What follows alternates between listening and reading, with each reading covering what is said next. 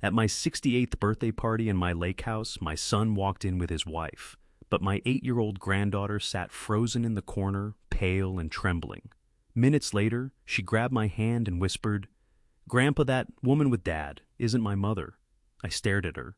She had my daughter-in-law's face, voice, and mannerisms. But when I checked the hallway camera, something my son said made my blood run cold. If this story already has you hooked, I want to hear from you. Drop a comment and tell me where you're watching from.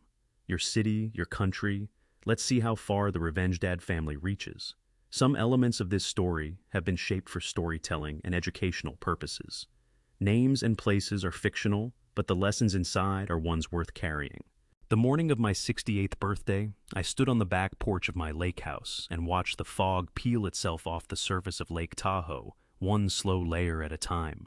The water was the color of pewter. The pine trees on the far shore stood perfectly still, like witnesses at a trial.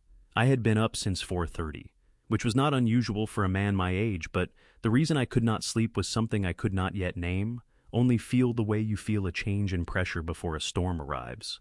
I had lived in this house for 22 years. My wife Eleanor had picked it out. She said the lake reminded her of something eternal, something that would outlast all the noise of ordinary life. She died 11 years ago, and I had stayed because leaving felt like admitting the house had only ever belonged to her. Some mornings, I still heard her in the kitchen. Today was one of those mornings. The caterers arrived at 10. The florist came at 11, with arrangements of white lily Eleanor's flower, the one I ordered every year, on this day, whether I felt like celebrating or not. By noon, the house smelled the way it always had when something important was about to happen. Derek called at 12:40. "Dad, we're about 40 minutes out."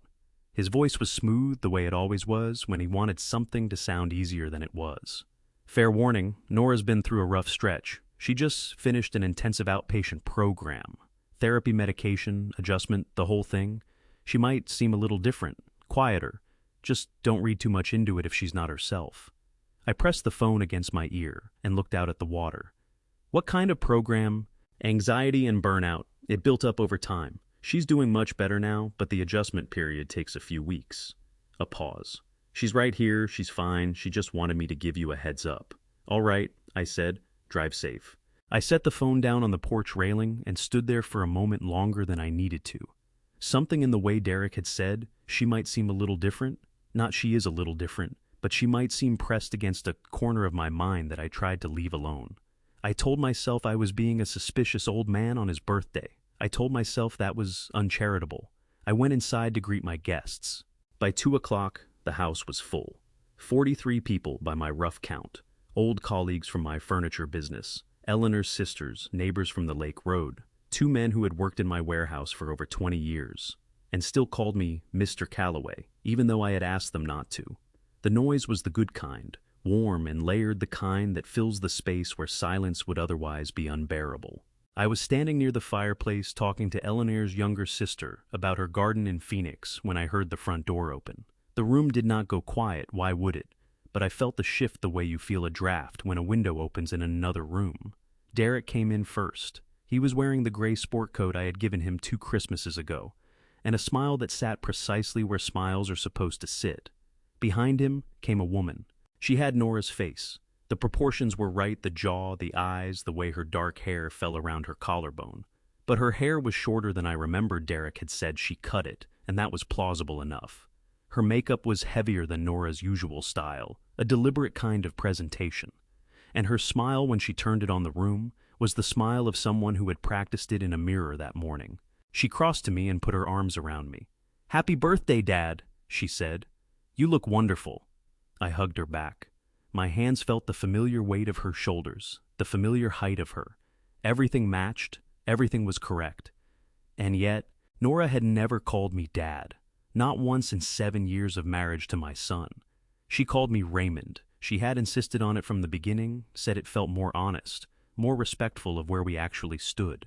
I had loved her for it. I had told Eleanor's sister about it once, how rare it was, how it told you something true about a person's character when they refused to perform a closeness they had not yet earned. I pulled back and looked at her face. "How are you feeling?" I asked. "So much better," she said. "It's good to be here." Her voice was right. The cadence was right. I watched her move into the room and accept a glass of sparkling water and laugh at something Eleanor's sister said, and I thought, Raymond, you are 68 years old, and you are looking for problems on your birthday. Stop it. Then I looked for Gracie. My granddaughter was 8 years old, and had never in all 8 of those years entered a room without immediately locating me and closing the distance between us at a speed that alarmed taller people standing in her path. She called it Grandpa Radar. I had called it the best thing about Thursdays, which was when she usually visited. Today Gracie was sitting in the corner chair near the bookshelf, the one where I kept the photograph of Eleanor. She was sitting perfectly straight, both feet flat on the floor, her hands folded in her lap, the posture of a child who had been told to sit still by someone she was afraid of.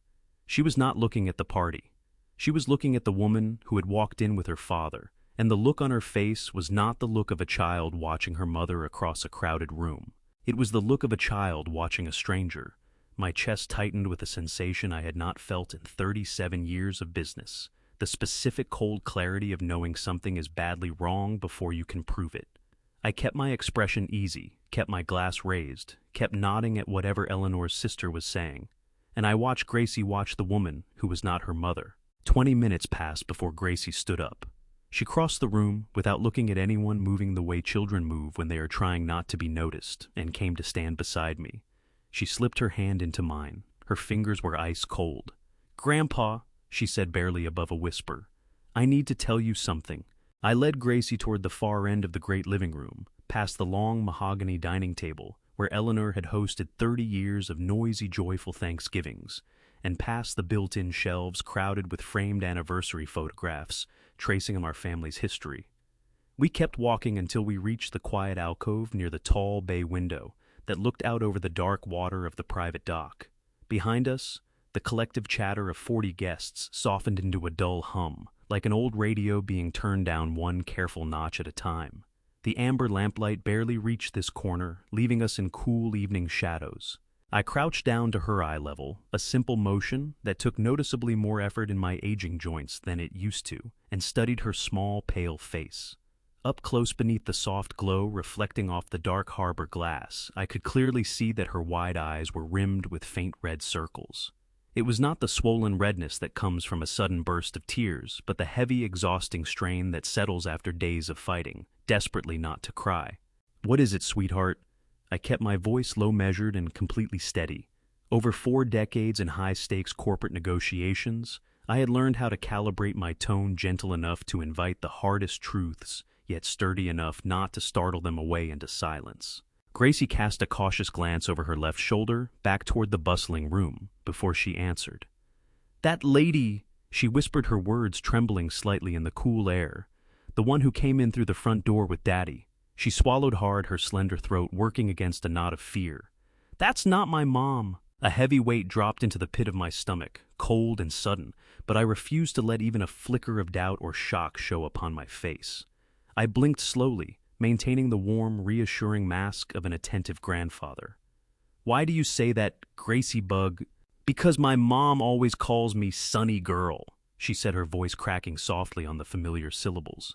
It was that distinct, heartbreaking crack of an 8-year-old child, stating a fundamental truth about her universe wounded, that something so self-evident even needed to be explained out loud. Every single day, even when she's really mad at me, even when I make a huge mess and she puts on her most serious parenting voice, she always says it right at the very end. "She just can't help it, Grandpa." Gracie's lower lip quivered, though she fought to keep it still. "That lady hasn't said it once. Not when Daddy put my bags in the car this morning. Not when we walked up your driveway. She just looked at me and called me Gracie exactly like a stranger who had only read my name off a list." I pressed my lips together and drew a slow, deliberate breath inward through my nose. "What else happened?" Gracie leaned closer, her voice sinking so low that it was nearly swallowed by the sudden burst of distant laughter echoing from the bar across the parlor. "A few minutes ago, she walked over to the buffet and told me to eat a strawberry tart. She pointed straight at the one sitting right in the middle of the dessert table. Her dark brown eyes, Eleanor's exact eyes, observant, sharp, and intensely loyal, locked onto mine with a desperate urgency that made my chest tighten painfully. "Grandpa, you know I can never eat strawberries. Mom has known that ever since I broke out in hives when I was 1 year old. She keeps 2 fresh EpiPens in her handbag everywhere we go. She once argued with the entire elementary school staff and made the cafeteria throw away a whole batch of fruit salad because of cross-contamination. A sharp, jagged breath tore through her small chest. A person who truly loves you doesn't just forget something like that. My real mom would never forget. Never. My right hand reached out and rested gently against her shoulder, grounding her. The icy chill of disbelief that had settled over me earlier was gone, replaced by a sudden smoldering heat. The terrifying logic of her words settled into absolute certainty. "Gracie," I said softly, keeping my cadence soothing, while my thoughts raced with dark calculations. "Have you told anyone else about this?" Her expression altered instantly. A heavy shadow fell across her features, shuttering the light in her eyes, and both of her small hands clenched into rigid fists at her sides. "I told Daddy," she confessed in a frightened whisper. "3 nights ago, right when she first arrived at our house." She set her small jaw in a tight line, a stubborn, unmistakable expression that Eleanor used to wear whenever she was guarding a truth too dangerous to release into the open. Daddy grabbed my shoulder. Gracie raised her left hand to touch the fabric of her sleeve, pressing her fingers against the bone. He didn't squeeze hard enough to leave a blue bruise, but he squeezed hard enough so I knew he meant it. Her voice dropped to a terrified whisper. He said if I kept telling wicked lies and making up crazy stories, he was going to send me away somewhere far away, where nobody would ever have to listen to me again.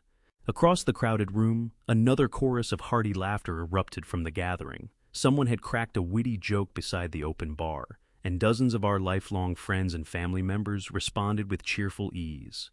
I did not turn around to look. I kept my eyes locked on my granddaughter's frightened face, feeling something ancient, heavy and merciless awaken deep within my chest. It was older than simple anger. It was the profound, terrible instinct of a protector, realizing a line had been crossed. Derek knew. My own son had known the truth for days. Instead of protecting his only child, he had used physical intimidation and cruel threats to silence her terror. He had driven a complete imposter to my house, introduced her to our relatives as his loving wife, and stood idly by while that woman offered our granddaughter a dessert that could have sent her into fatal anaphylactic shock. He had calculated every move, weighed the immense risk, and chosen to proceed with this grotesque deception anyway. I reached out and enveloped both of Gracie's trembling hands inside my own weathered palms. Her skin felt like ice. "Listen to me very carefully, Sunny girl," I murmured with absolute clarity. "You did the exact right thing by telling me tonight. You are not in trouble, not even a little bit. You are not imagining things, and you are not making anything up. I believe you completely, and I am going to take care of everything." I gave her cold hands a firm, steadying squeeze until she lifted her chin and met my gaze directly. "Right now, I need you to do something very brave for me. Do you think you can manage that?" She nodded silently, her chin trembling once before she steadied it. "I need you to stay by my side for the rest of the evening," I instructed in a calm whisper. "Do not touch a single item from that dessert table. Stay pleasant, do not argue with your father, and do not give anyone in this room any reason to suspect what we just talked about.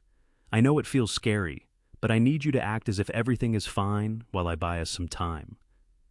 "How much time do you need, Grandpa?" she whispered. "Just enough time to find out where your mother really is," I replied. Gracie drew in a sharp, quiet breath. Then she pulled her shoulders back, squared her frame, and nodded with remarkable resolve. Eleanor's stubborn jaw, Eleanor's fierce spirit, she had inherited every ounce of her grandmother's quiet courage. I rose slowly to my feet, smoothed the wrinkles from the lapels of my tailored dinner jacket, and picked up the untouched glass of sparkling water I had left resting upon the wooden sill. I drew in a steady breath and arranged my features into the polite, genial expression of a proud patriarch enjoying an anniversary gathering. Beneath my ribs, my heart hammered like a fist pounding against a locked iron door. Looking past the clustered dining guests, I spotted the woman wearing my daughter-in-law's face. She was laughing charmingly angle and resting her manicured hand upon his forearm with practiced ease. To any casual observer, she played the devoted spouse with flawless precision. She had undoubtedly rehearsed every mannerism for weeks. Yet, she had tried to hand Gracie a strawberry tart, and that was a fatal mistake no amount of rehearsal could ever undo. I returned to the party the way a man returns to a burning building. He cannot yet admit is on fire, shoulders back, glass-raised smile fixed in place like a nail driven deep into dry wood. 37 years in the furniture business had taught me one thing above all else. The most dangerous negotiation is the one where the other side does not know they are in one. I had spent 3 decades reading people across conference tables through handshakes through the particular way a man's eyes move when he is about to tell you something he does not entirely believe himself. I was not going to waste those years tonight. I drifted back into the center of the room and let the party absorb me. Eleanor's sister pressed a fresh glass into my hand and said something about her neighbor's new swimming pool. I laughed at the right moment. I nodded at the right moment. And the whole time out of the far corner of my eye, I watched her. The woman standing across the room, wearing my daughter-in-law's face. I started with the small things, because the small things are always where the truth hides. A career in retail teaches you that customers can memorize a price list, but they cannot memorize the weight of a specific drawer sliding open. They know what they have been told. They do not know what they have lived. I made my way toward her, gradually stopping to speak with 2 of my former warehouse managers along the way. Good men, both of them, with handshakes like dock workers and laughs like foghorns. By the time I reached her side, it looked like nothing more than a host circling his own party. "Nora," I said, warmly touching her elbow, "how are you holding up? This many people can be overwhelming after a quiet few weeks." She turned to me and smiled, and the smile was good. It reached the corners of her eyes. It had the right degree of warmth. It was the smile of a woman who had studied the target very carefully. "I'm doing fine, Raymond," she said. "Really, it's good to be around family." Raymond, not Dad this time. She had corrected herself. That told me she was paying attention, which meant she was also nervous. "I'm glad," I said. "Tell me, have you spoken with the Hendersons yet? They were asking about your mother. You know how Patricia gets when she hasn't had a proper update." She blinked. 1 beat, 2 beats. Then, "Oh, I'll have to find her. I haven't made it around to everyone yet." I kept my smile exactly where it was. There were no Hendersons at my party. There had never been any Hendersons. Patricia Henderson did not exist. A woman who had spent 7 years attending family gatherings at this house would have said so, would have laughed, and said, "Raymond, who on earth is Patricia Henderson?" Instead, this woman had nodded and deflected the way a student deflects when asked about a chapter they have not yet read. I pressed gently. "Your mom doing better these days? Last I heard she was having some trouble with her knee." "Much better," she said without a flicker of hesitation. The physical therapy really helped. Nora's mother had died 4 years ago. I had attended the funeral. I had held Nora's hand in the second pew of a church in Portland while she pressed a folded program against her chest and tried not to come apart in front of strangers. This woman did not know that.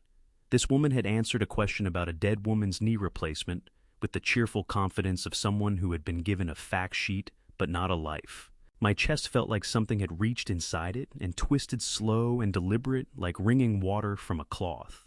I kept talking. I kept smiling.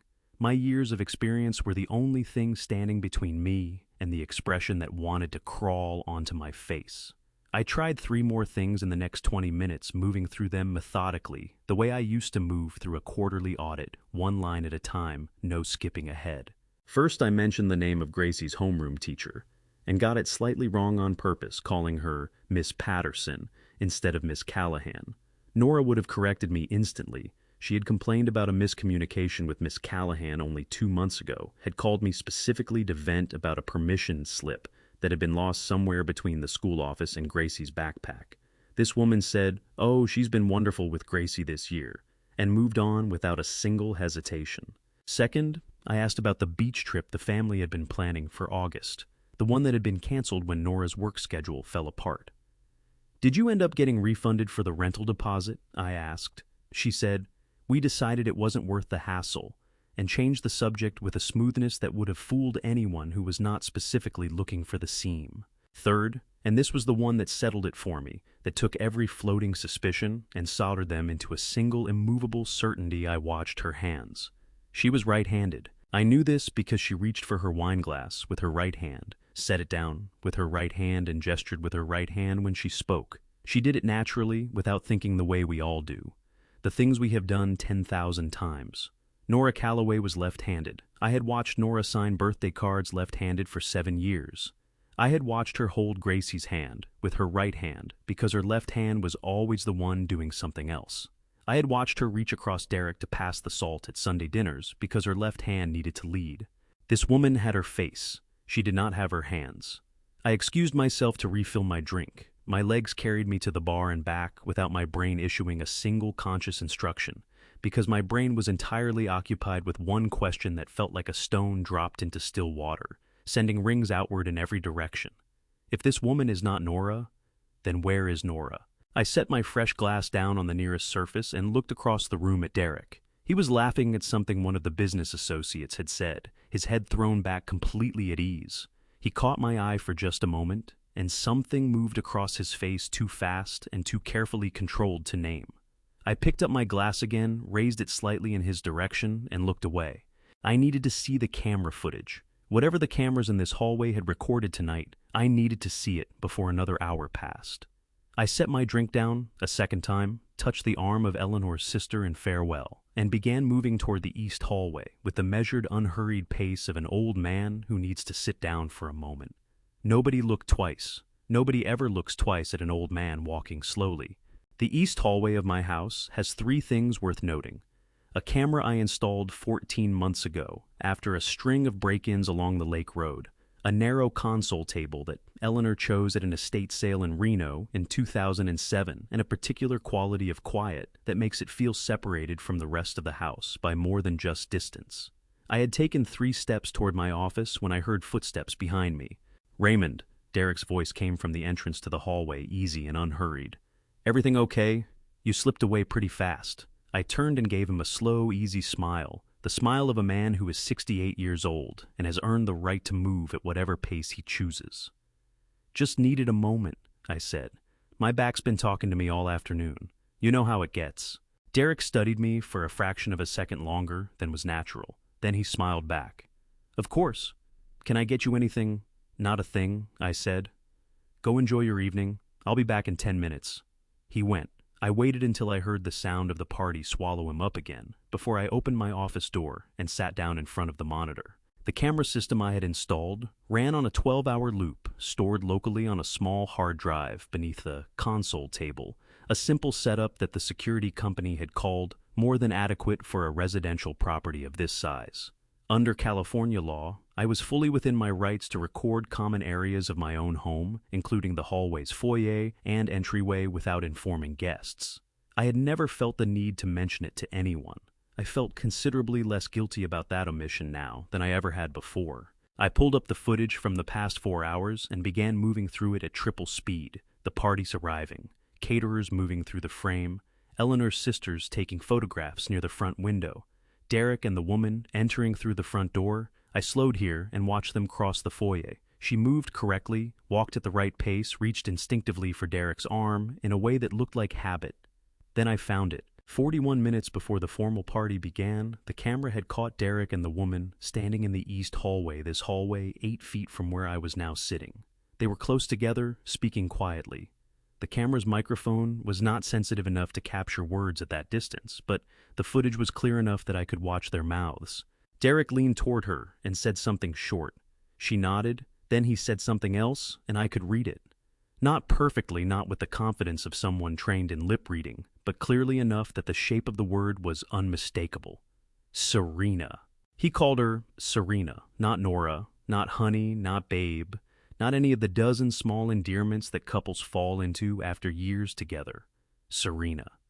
Spoken the way you speak a name, you have said 10,000 times a name that lives in your mouth like a familiar stone, smooth and permanent. My hand dropped from the mouse. I sat very still in my office chair and felt something move through me from the base of my spine to the back of my throat. Not quite nausea, not quite grief, but a cousin to both of them. The kind of feeling that arrives when a thing you suspected becomes a thing you know, and knowing it is so much heavier than suspecting it ever was. I closed the footage, straightened my jacket, and walked back to the party. She was standing near the drinks table, one hand resting lightly on the white linen tablecloth, talking to 2 of my former colleagues about something that was making all 3 of them laugh. She was wearing thin nude-colored gloves, the kind of fine-knit gloves that could pass for a fashion choice at a certain angle under certain lighting, if no one thought to question them. I had noticed them earlier and filed them away. Now I understood exactly what they were hiding. I crossed the room toward her with a full glass of sparkling water and let my face arrange itself into the expression of a slightly clumsy old man navigating a crowded space. I was almost at her side when I let my wrist dip, not dramatically, not obviously, just enough that a significant portion of the water arced out of the glass and landed across her right hand and the inside of her left wrist. Oh Lord, I'm so sorry. I was already reaching for the stack of cocktail napkins on the table beside us. These old hands, please forgive me. It's fine, she said quickly, reaching for napkins herself, and in the process of reaching and dabbing and managing the small social emergency of a spilled drink, she pulled the left glove free. I looked at her left wrist. There was no scar. The skin was smooth and unmarked, the color of cream, without so much as a faint line to suggest that anything had ever happened there. Nora Calloway had a scar on her left inner wrist, a pale, thin mark about the length of my little finger, slightly raised at the center from the afternoon 4 years ago, when she had reached across a hot burner to pull Gracie back from the stove edge, and paid for it with 3 weeks of bandage changes and a memory she carried in her skin every day since. I had seen that scar at every family dinner for 4 years. I had seen it in photographs. I had seen Gracie press her small finger against it once and ask her mother why it was there. And Nora had said, "Because you were worth it, Sonny girl." And I had to look out the window for a moment because I did not want anyone to see an old man's eyes go wet at the dinner table. This woman's wrist was unmarked, clean, as though nothing had ever happened there at all. Derek appeared at my elbow with the speed of a man who had been watching us from across the room. "Everything all right over here?" "My fault entirely," I said, still pressing napkins against the spill on the tablecloth. "Clumsy as a new puppy tonight." "Nora had that scar removed," Derek said. His voice was smooth, but his jaw was working slightly the way a jaw works when the words coming out of it are being manufactured in real time. "Laser treatment, a few months back." She'd been self-conscious about it for years. I looked up at him. My heart was slamming against the inside of my ribs with a force that surprised me. I was 68 years old. I had known bad news before, but this particular flavor of it, standing in my own living room, at my own birthday party, still had the power to take my breath halfway. "Of course," I said mildly. I must have forgotten she mentioned it. "Easy to lose track," Derek said, and smiled. I smiled back. I was very good at smiling back. But I was also the man who owned 60% of Calloway Home, which meant I had access to every benefits disbursement the company had processed in the last fiscal year, including all medical claims submitted through our employee health coverage plan. Under the Calloway Home benefit structure, which I had personally approved when we set it up 11 years ago, all elective cosmetic procedures had to be pre-authorized and submitted through a specific claims code before reimbursement could be processed. It was a standard provision in most employer-sponsored health plans in California required by our insurer to prevent abuse of the elective care benefit. I had never received a pre-authorization request for a laser scar removal procedure. I had never seen a corresponding claim in the quarterly benefits summary. No procedure had been filed, no reimbursement had been processed. The scar had not been removed. The scar had never been there to begin with. I set down the last of the napkins, touched my son's arm once in the fond, distracted way of a father who is already thinking about something else, and moved back into the crowd with my heart pounding and my face perfectly still. In my breast pocket, my phone was already in my hand. I typed 3 words to Dot. "Call me, now." The hallway felt narrower than usual as I walked its length for the second time that evening. Or maybe I was just more aware of the walls the way you become aware of walls when you're inside something you cannot yet name and cannot yet leave. I stepped into my office and closed the door behind me with the particular care of a man who does not want the latch to make a sound. The room smelled of old paper and the cedar oil I used on the bookshelves every spring. Eleanor had called it the smell of serious thinking. Tonight she would have been right. I sat down in front of the monitor, pulled up the security interface, and rewound the hallway footage to the timestamp I had already identified, 41 minutes before the party's formal start. East hallway camera angle covering the stretch between the guest bedroom and the linen closet. I put in my earpiece so the audio would not carry through the door. The footage began. Derek walked into frame first, his gray sport coat catching the hallway light in a way that made him look younger than 38, easier than 38, more comfortable in his own skin than any man conducting the kind of evening he was conducting had any right to be. The woman followed him, shorter steps, careful posture, everything placed precisely. Derek turned to her and spoke. The microphone was small and directional positioned, primarily to catch sounds near the front door, but at this distance and angle with the house quiet. In the pre-party hour, it picked up fragments. Not everything. Enough. "You've got the details," Derek said, his voice low and clipped. "Don't volunteer anything. Let them come to you." "I know how to do this," she answered. Her voice was Nora's voice, the same pitch, the same cadence, the same slight lift at the end of a declarative sentence that Nora had always had, the one that made statements sound like they were leaving the door open. It turned my stomach over to hear it coming from someone else's intention. "His sister is going to be watching," Derek said. "Dot notices things." "So do I." Derek glanced toward the far end of the hallway, toward this room, toward me, though I was not yet here, and then leaned in close and said in a voice that the microphone caught with crystalline clarity, "Just remember, Serena, one night. That's all we need." Serena. I pulled the earpiece out and set it on the desk. My hands were steady. I was proud of that. My hands were steady, and my breathing was measured, and my face, if anyone had walked in at that moment, would have shown nothing more than a man sitting quietly in his office. But underneath all of that steadiness, something was happening in my chest that I could only describe as a slow, thorough breaking, the kind that does not announce itself with a crash, but proceeds quietly, joint by joint. The way an old wooden structure gives way under a weight it was never designed to hold. My son had a plan. My son had rehearsed it with her. My son had called her Serena in my hallway because that was her name, had always been her name, and he had known it the entire time. I picked up my phone. Dot had not yet called back. I had texted her less than 4 minutes ago, and Dot was meticulous but not instantaneous. I typed a second message. "I need you to find out if Nora has any family we don't know about, specifically any siblings, any record of a twin birth. Use whoever you trust. This is urgent." I sent it, set the phone face down on the desk, and sat for a moment with my eyes on the dark rectangle of window glass. Outside, the lake was a sheet of black. The fog had come back in off the water, the way it always did after 8 o'clock in October, and the pine trees on the far shore had disappeared into it entirely. Nora was somewhere. She had not simply stepped aside, had not gone on a retreat, had not checked herself into a facility.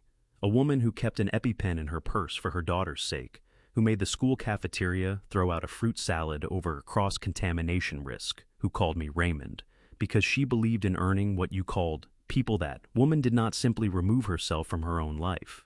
She had been removed. The thought arrived fully formed, the way the worst thoughts always do not, as a question you work your way toward, but as a statement that has been true for some time and has only now been permitted to enter the room. My phone buzzed against the desk.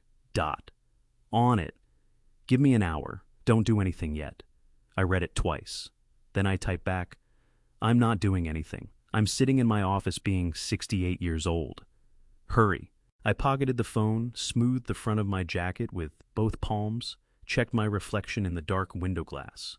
White hair straight back, the unremarkable face of a man who has had a long and largely ordinary day, and walked back out into the party. The noise hit me like a warm wall, laughter ice against glass. 2 conversations happening simultaneously near the fireplace. The low pulse of the music from the speakers Eleanor had installed the year before she got sick, because she said a house without music was just a building. I stepped back into it and let it close around me. Derek was near the bar. He saw me come out of the hallway, and his eyes tracked me for just a moment, measuring, calculating the look of a man running a quiet probability assessment before he looked away and laughed at something his business associate was saying. I crossed to where Gracie was sitting and lowered myself into the chair beside her.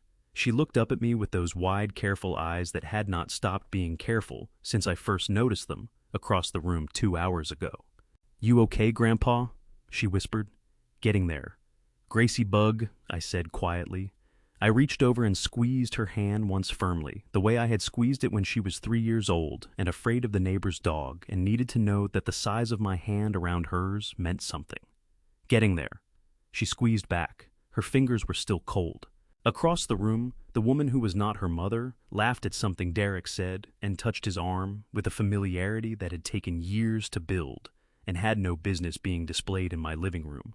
I watched her laugh, and I watched my son watch her laugh, and I thought about a camera and a name spoken in a hallway, and the particular sound a plan makes when it is so close to completion that the people inside it have stopped being careful. One night Derek had said, "That's all we need."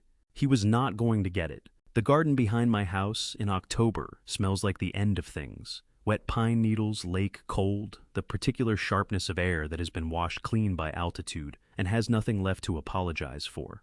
I had told 2 people I needed some air, which was true in ways I did not explain, and made my way through the back door with my phone already warming in my hand. The party was audible behind me through the glass, a muffled brightness like music heard from the wrong side of a wall.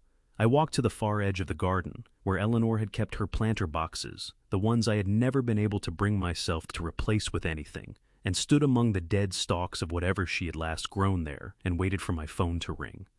It rang at 9:47. Raymond. Dot's voice was the voice she used when she had found something she did not entirely want to have. Found careful, measured with a precision that came from spending 64 years being the most sensible person in every room she entered. "I want you to stay calm while I tell you this, Dorothy," I said. "I have been calm for 4 straight hours. I am running low. Tell me what you found." I heard her draw a breath. Nora Hayes, her name before she married Derek, was born in Portland, Oregon on March 14, 1990. I have the birth record. A pause. Raymond, the record shows a twin birth. The cold coming off the lake pressed against the side of my face. I did not move. "Go on." 2 girls, Nora Elizabeth Hayes and Serena Marie Hayes. Same birth date, same hospital, same parents. Dot's voice tightened almost imperceptibly. She was holding it together for my benefit. I knew the same way she had held it together at Eleanor's funeral, while I had been the one coming apart. The parents divorced when the girls were 2. The mother retained custody of Nora. The father took Serena. Another pause. Under Oregon family law, at the time the court approved the custody split, it was unusual but not unheard of, particularly in cases where the parents were relocating to different states and both children had established primary bonds with one parent. Serena went to live in Sacramento with her father. She eventually took his name Reed, then later changed it again. She has been going by Serena Voss for approximately the last 8 years. My throat had gone tight in a way that made speaking feel like pushing words through wet sand. "And Derek," I said. "Does Derek know about her?" There's no public record of any contact between Derek and Serena prior to... Dot stopped. "Raymond, I need to tell you something else. About 5 years before Nora married Derek, there was a civil complaint filed in Multnomah County. Small claims. Nora filed it against a woman named Serena Reed for fraudulent misrepresentation, specifically impersonating Nora to obtain a personal loan from 2 of Nora's professional contacts." Dot's voice dropped half a register. "Nora dropped the complaint 6 months later. No explanation in the record, but she never spoke to Serena again after that. I have that from someone who knew Nora in Portland at the time." I pressed my free hand flat against the rough wood of Eleanor's planter box and held on. My legs were not unsteady. I was 68 years old, and I had survived things, but I needed the contact of something solid and real and rooted in this specific piece of ground, this specific life. This specific history that was mine and could not be taken from me, regardless of what was happening inside my house. "She told Derek," I said. It was not a question. I knew Nora. I knew the way she handled the things that hurt her directly cleanly, with the kind of honesty that costs something every single time. She would have told him when they got serious. She wouldn't have hidden a thing like that. She would have needed him to know, Dot agreed, in case Serena ever made contact again. "And she would have asked him not to tell the family," I said, "because Nora hates being pitied. She would have wanted to keep it private." My voice came out rougher than I intended, scraped across something internal that was not quite steady. "Which means Derek is the only person in this family who knew Serena existed, the only one who knew her face, the only one who could have found her and used her." Dot did not respond immediately. When she did, her voice was very quiet. "Raymond, where do you think Nora is?" The fog off the lake had thickened enough that the dock was no longer visible. I stared at the place where it should have been, and felt something move through me. Not anger, not yet, because anger requires a target, and right now, my target was standing inside my house, charming my guests, but something older and more fundamental. The feeling of a man who has been trusted with something precious, and has through inattention and love, and the particular blindness of a father who wanted to believe, failed to protect it. "I don't know yet," I said. But I'm going to find out tonight. I straightened my spine and lifted my chin the way I had taught myself to do in the first hard year after Eleanor died, when straightening felt like lying, but doing it anyway was the only way forward. I need you to be ready to move when I tell you. Can you do that? I've been ready since you texted me, she said, and I heard the particular steel in her voice that had always made her the person I called first in a crisis. The person who showed up before you finished asking. What do you need? Stay closer to your phone, I said. I'm going to find out where she is, and when I do, I need someone I trust to go there. Then find out fast, Dot said. And Raymond. Her voice softened just slightly at the edges, the way it only did when she was about to say something. She meant completely, you did not fail her. You didn't know. I should have looked sooner, I said. You're looking now, she said. That counts. I ended the call and stood in Eleanor's garden for 30 more seconds. 30 seconds that I allowed myself, and no more 30 seconds to feel the full weight of what Dot had told me before I put it somewhere I could carry it without it showing on my face.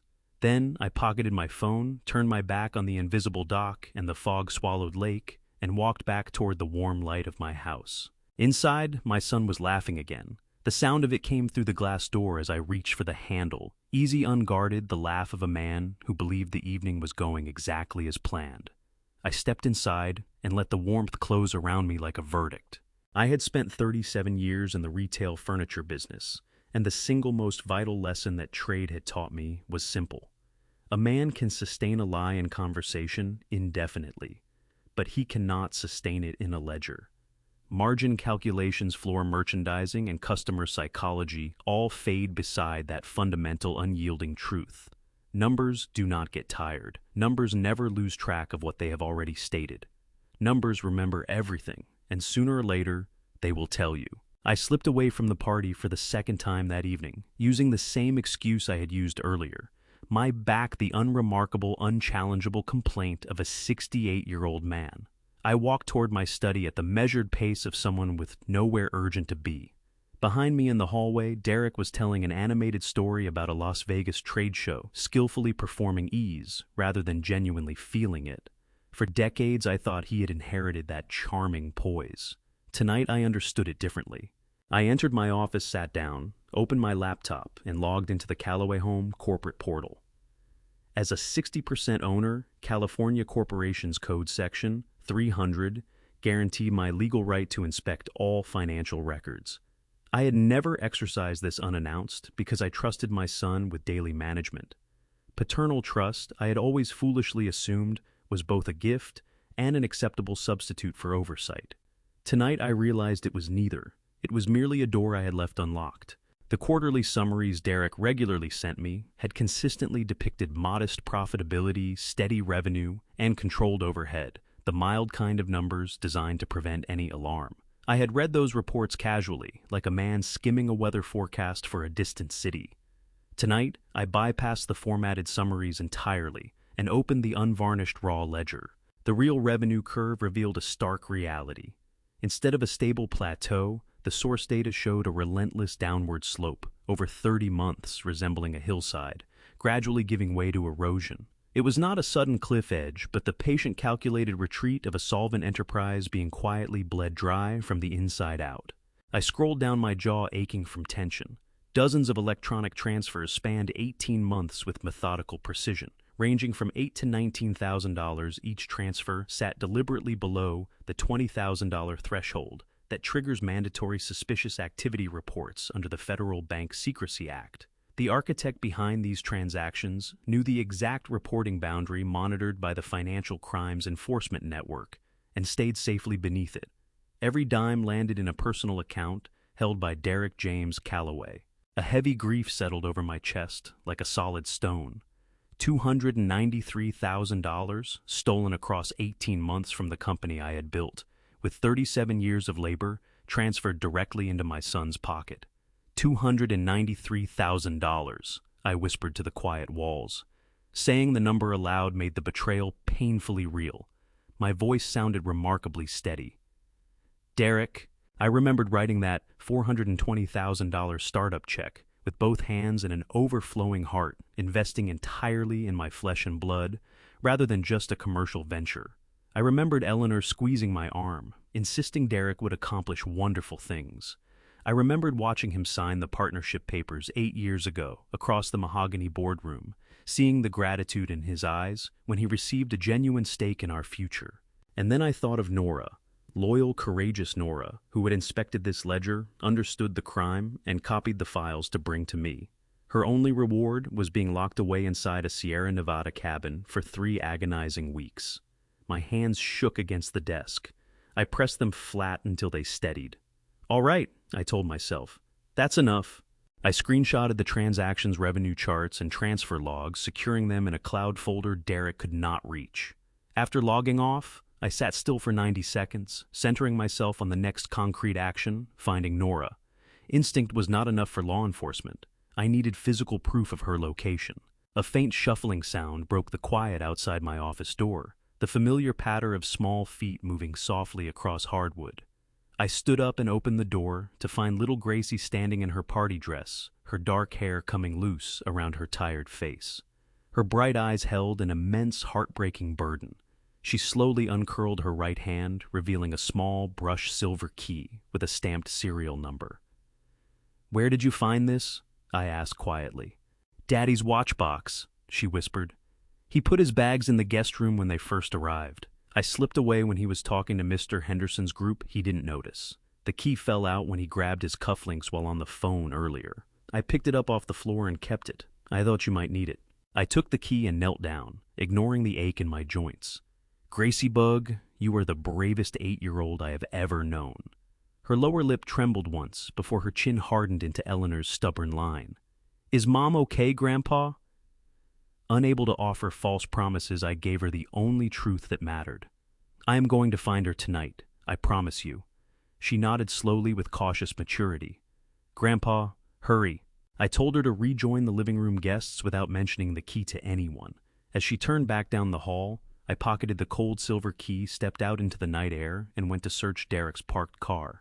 The night air outside struck me like a splash of cold water across the face, sharp, clean, and honest, in a way that nothing inside that house had been for the past 4 hours.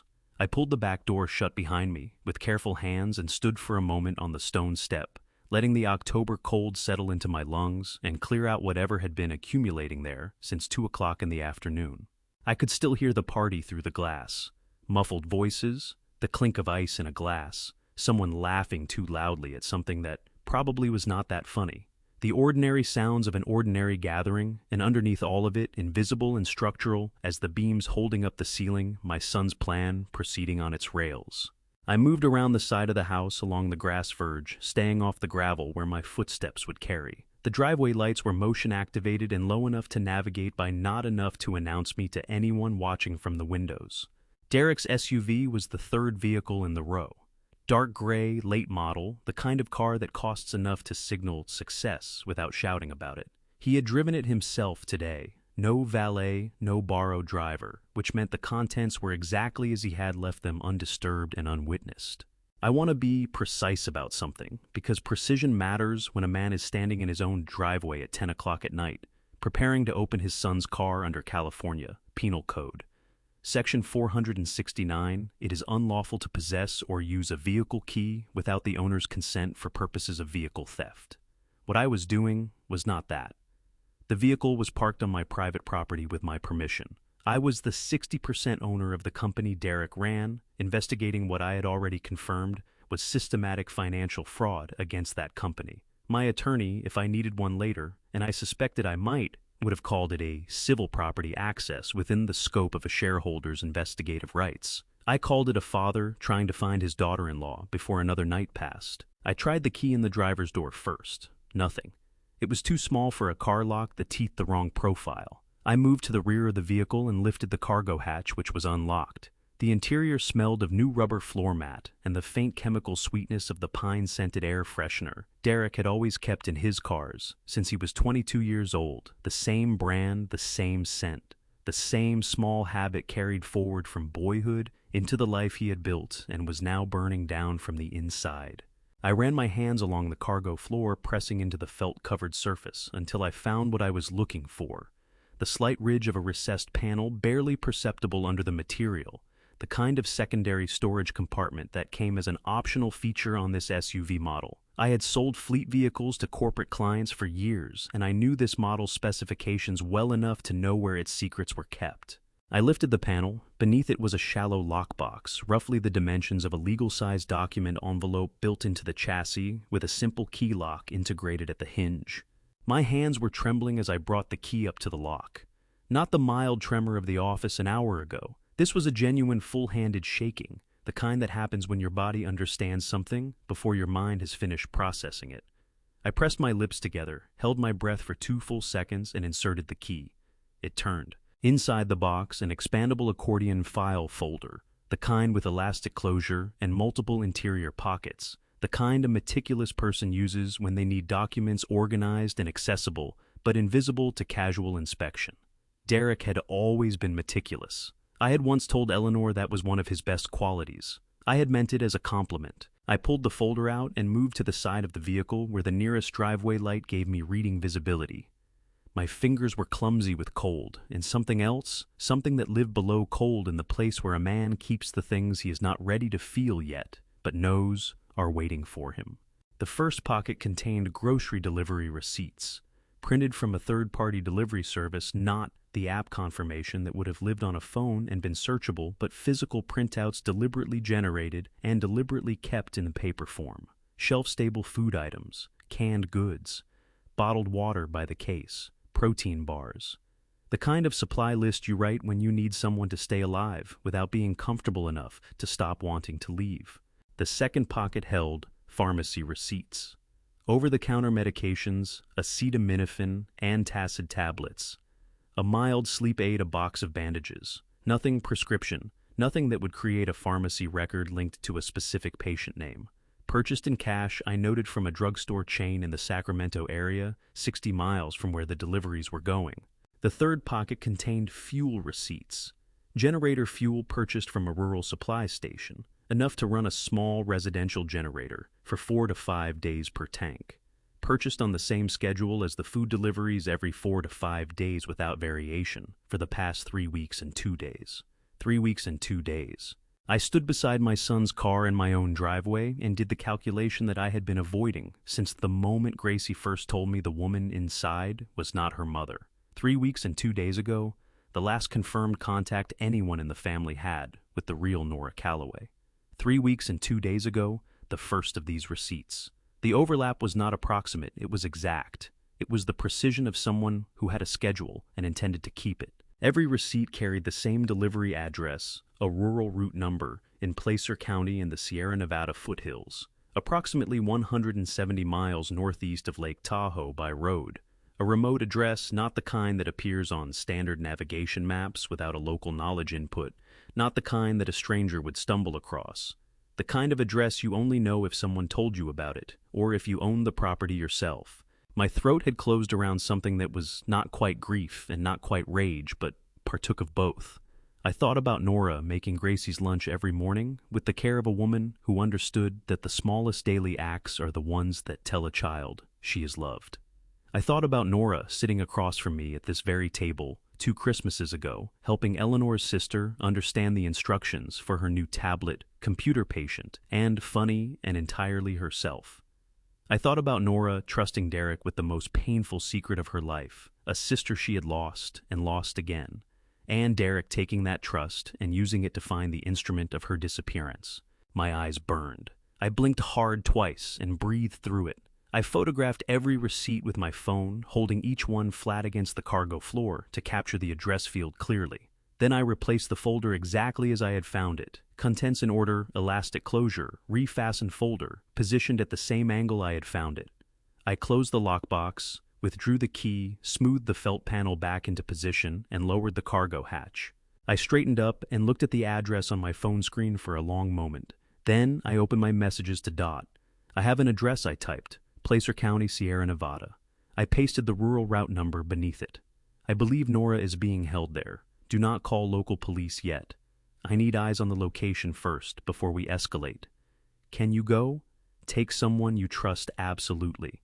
The reply came in 31 seconds. Dot had been sitting with her phone in her hand, I realized there's been sitting with it since I first texted her hours ago, because that was what Dot did when she knew something was wrong. She sat with her phone and she waited, and she did not go to bed. Already moving, she wrote, "Send me the full photo." Then I typed, "Be careful, Dorothy, please." Her response was 3 words, "Find him first." I pocketed my phone. The cold had worked its way through my jacket now, into my shoulders and the back of my neck, but I stood in it for another 30 seconds and let it do its work. Let it clarify and sharpen and strip away everything that was not absolutely necessary to what came next. Somewhere in the Sierra Nevada mountains, my daughter-in-law was in a room with a locked door kept alive on canned food and over-the-counter medication by a delivery schedule that my son had organized with the same meticulous attention to detail he had applied to falsifying the company's financial records. She had been there for 3 weeks and 2 days. She had not expected to be gone long enough to pack for it. She had walked into whatever Derek arranged for her believing she was going somewhere she could come back from. She was going to come back from it. I was going to make sure of that. I turned and walked back to my house. The back door opened under my hand. The warmth of the party came out to meet me, thick and bright and entirely false.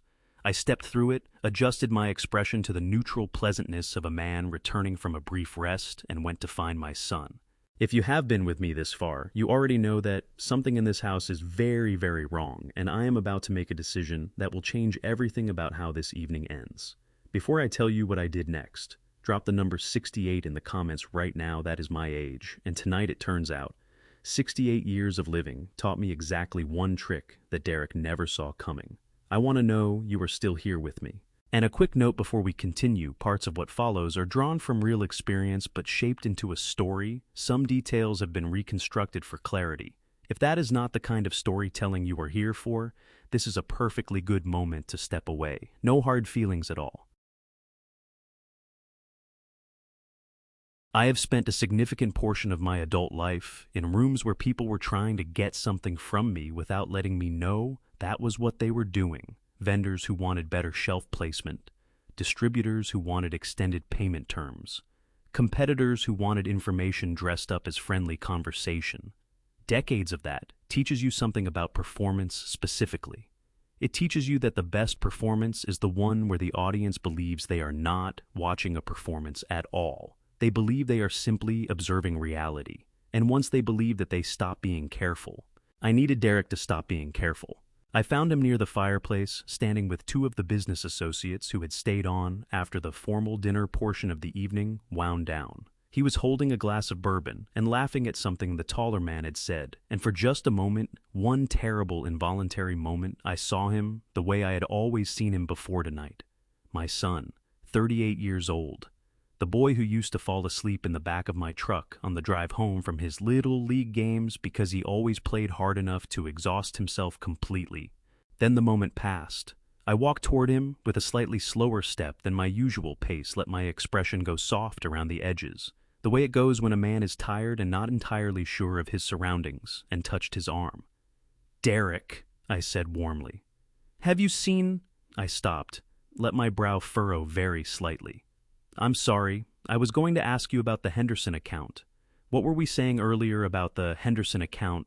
Derek's eyes moved to my face with a sharpness he could not quite conceal. "Dad, there's no Henderson account. We talked about that earlier, remember? You mentioned it at dinner." "Did I?" I touched my temple lightly the way a man touches his temple when he is trying to locate something that has slipped behind a piece of furniture in his mind. "You're right, of course. Never mind." I patted his arm. "Where's Eleanor's sister? I wanted to thank her for coming." "Aunt Patricia left about an hour ago," Derek said. His voice had shifted. It was still warm, still carefully sun-shaped, but underneath it something had changed, like a hand tightening on a rope that has gone slightly slack. "You said goodbye to her yourself, Dad, by the front door." "Of course I did." I smiled at him with the mild, slightly unfocused smile of a man who is present in the room, but not entirely present in the conversation. "Of course." I moved away toward the bar, taking the long route around the room, giving Derek time to process what he had just observed. I could feel his eyes on my back. I did not turn around. For the next 40 minutes, I worked the room the way I had once worked trade show floors, methodically, unhurriedly, with a purpose that was invisible to anyone watching. I told the same story about a fishing trip twice to two different people, in earshot of Derek both times. I called Eleanor's youngest nephew by his brother's name and apologized with the slightly flustered confusion of a man who knew something was slipping but could not find the grip to hold it. I set my glass down, looked for it, found it directly in front of me, and laughed quietly at myself. Each time I let my eyes drift toward Derek to gauge the effect. The third time the story about the fishing trip, I saw him exchange a glance with Serena. She was standing at the far end of the room near the window, and the look that passed between them was quick and deliberate and entirely legible to a man who had been watching faces for 6 decades. It said, "He's getting there." Derek excused himself from his conversation and crossed the room toward me with the solicitous, unhurried pace of a devoted son checking on an aging father. He put his hand on my shoulder, and the warmth in the gesture made my stomach turn over. "Dad," he said gently, "you doing okay? You seem a little tired." I'm fine. I waved his concern away with the mild impatience of a man who does not like being fussed over. "It's my birthday. A man's allowed to repeat himself on his birthday." Derek smiled. It was a good smile, practiced and fond and entirely manufactured. "Of course he is." He steered me gently toward the armchair near the fireplace. "Come sit down. I actually wanted to talk to you about something important." He lowered his voice to the register people use when they want to convey that what follows is both serious and kind. "Nora and I have been talking about the future, about making sure everything is taken care of, properly." I let myself sink into the armchair with the grateful heaviness of a man whose body has been asking for this for hours. "What kind of taken care of?" Derek pulled a chair close and sat down, leaning forward with his elbows on his knees, the posture of a man having a heart-to-heart of a son being honest with his father. "The business, Dad. The house." He paused, and in the pause I could hear him calibrating, deciding how much to push, how much to hold back, how much the performance required at this stage. "You've given so much. 37 years, you deserve to rest. And it would give Nora and me so much peace of mind to know that everything was secured, properly structured, so that if anything happened, I repeated, letting the words float in the air between us, like something I was examining from a distance. "Just as a precaution," Derek said. His voice was warm with concern. His eyes were doing the calculation of a man on a schedule. "I have some paperwork, just to look at. No pressure, whenever you feel ready." Serena appeared at Derek's elbow, the way she had been positioned to appear natural-looking, unhurried, the devoted wife, arriving to support her husband in a delicate family conversation. She sat on the arm of Derek's chair and put her hand on his shoulder, and I thought Nora never did that. In 7 years of Sunday dinners and birthday parties and holidays at this house, Nora had never draped herself across Derek in public like punctuation. "We just want to do right by you, Raymond," Serena said, her voice carrying the precise amount of warmth the moment called for. "You've worked so hard for all of this." I looked between them, my son and the woman wearing my daughter-in-law's face, and let my expression settle into something soft and tired and grateful and thoroughly, completely deceived. "That's very thoughtful," I said. "Both of you." I reached over and patted Derek's hand. "Let me have a little more of the evening, then we'll sit down and look at whatever you've put together." Derek's shoulders dropped a fraction of an inch. Relief. He believed it. "Of course, Dad," he said. "Take all the time you need." And then my phone buzzed in my breast pocket. Once, twice. I excused myself with the easy, credible vagueness of an old man who has been sitting for too long and needs to stretch his legs, and moved toward the east hallway with the shuffling patience of someone in no particular hurry to get anywhere. Behind me, I could hear Derek resuming his conversation with the business associates, his voice recovering its ease now that he believed the evening was returning to its intended course. The hallway was cool and dim. I pressed my back against the wall beside the console table. Eleanor's estate sale, find the one with the slightly uneven third leg that she had always meant to have fixed and never did, and pulled out my phone. 2 messages from Dot. The first Sacramento contact confirmed. Same woman seen multiple times with Derek at Firehouse Restaurant on K Street over the past 14 months. Not Nora. Shorter hair, darker clothes, regular table, regular reservation. Staff recognized her photo. I read that twice. Firehouse Restaurant on K Street. I knew it Good food, low lighting, the kind of place where Sacramento's business community went to be seen by the right people and unseen by the wrong ones. Derek had taken me there for my 66th birthday. He had ordered the rack of lamb and told me the business was doing well. 14 months. This had not begun as a crisis response. This had not been Derek panicking when Nora found the financial records and scrambling for a solution. This had been a plan constructed and maintained across more than a year, with a woman who had a regular table at a restaurant my son frequented, who had been integrated into his Sacramento life with the patience and deliberateness of a long-term investment. The second message from Dot arrived as I was still processing the first pulled lease records through county property database, public record, no privacy violation. Apartment registered to Serena M., Voss, East Sacramento lease, start date 14 months ago. 8-minute drive from Derek and Nora's home address. 8 minutes. My son had kept his life with Nora and his life with Serena 8 minutes apart for over a year. He had driven between them with the comfortable routine of a man commuting between two offices. He had come home to Nora to Gracie's school projects and EpiPens and purses and Sunday dinners at my house, and then he had driven 8 minutes in the other direction. And there she was, Serena Voss, the woman who had once impersonated Nora to steal from her, who had been cut out of Nora's life with the finality of a surgical incision, who had apparently come back through the one door Nora had not thought to lock the man she trusted with the knowledge of Serena's existence. I pressed the phone against my chest and breathed through my nose. The hallway walls felt very close. I was aware of the particular way that betrayal, when it reaches a certain scale, stops feeling like an emotion and starts feeling like a physical condition, something structural, something in the load-bearing parts of how you understand the world. I typed back to Dot 14 months. He planned this for 14 months. Her reply came fast. I know. I'm sorry, Raymond. Then, there's more. My contact at Sacramento PD, retired, owes me a favor, ran Serena Voss through the system. No criminal record, but 3 civil complaints in the past 8 years. 2 for fraud, 1 for impersonation, all settled out of court, all involving women whose identities she had access to. 3 civil complaints. Serena Voss had done this before, not identically, not with identical twins and elaborate substitution schemes, but the underlying pattern was the same: find a woman, learn her life. Use it. Derek had not found a vulnerable person and talked her into something desperate. He had found a professional, someone who had practiced the shape of other people's lives until she could wear them without visible seams.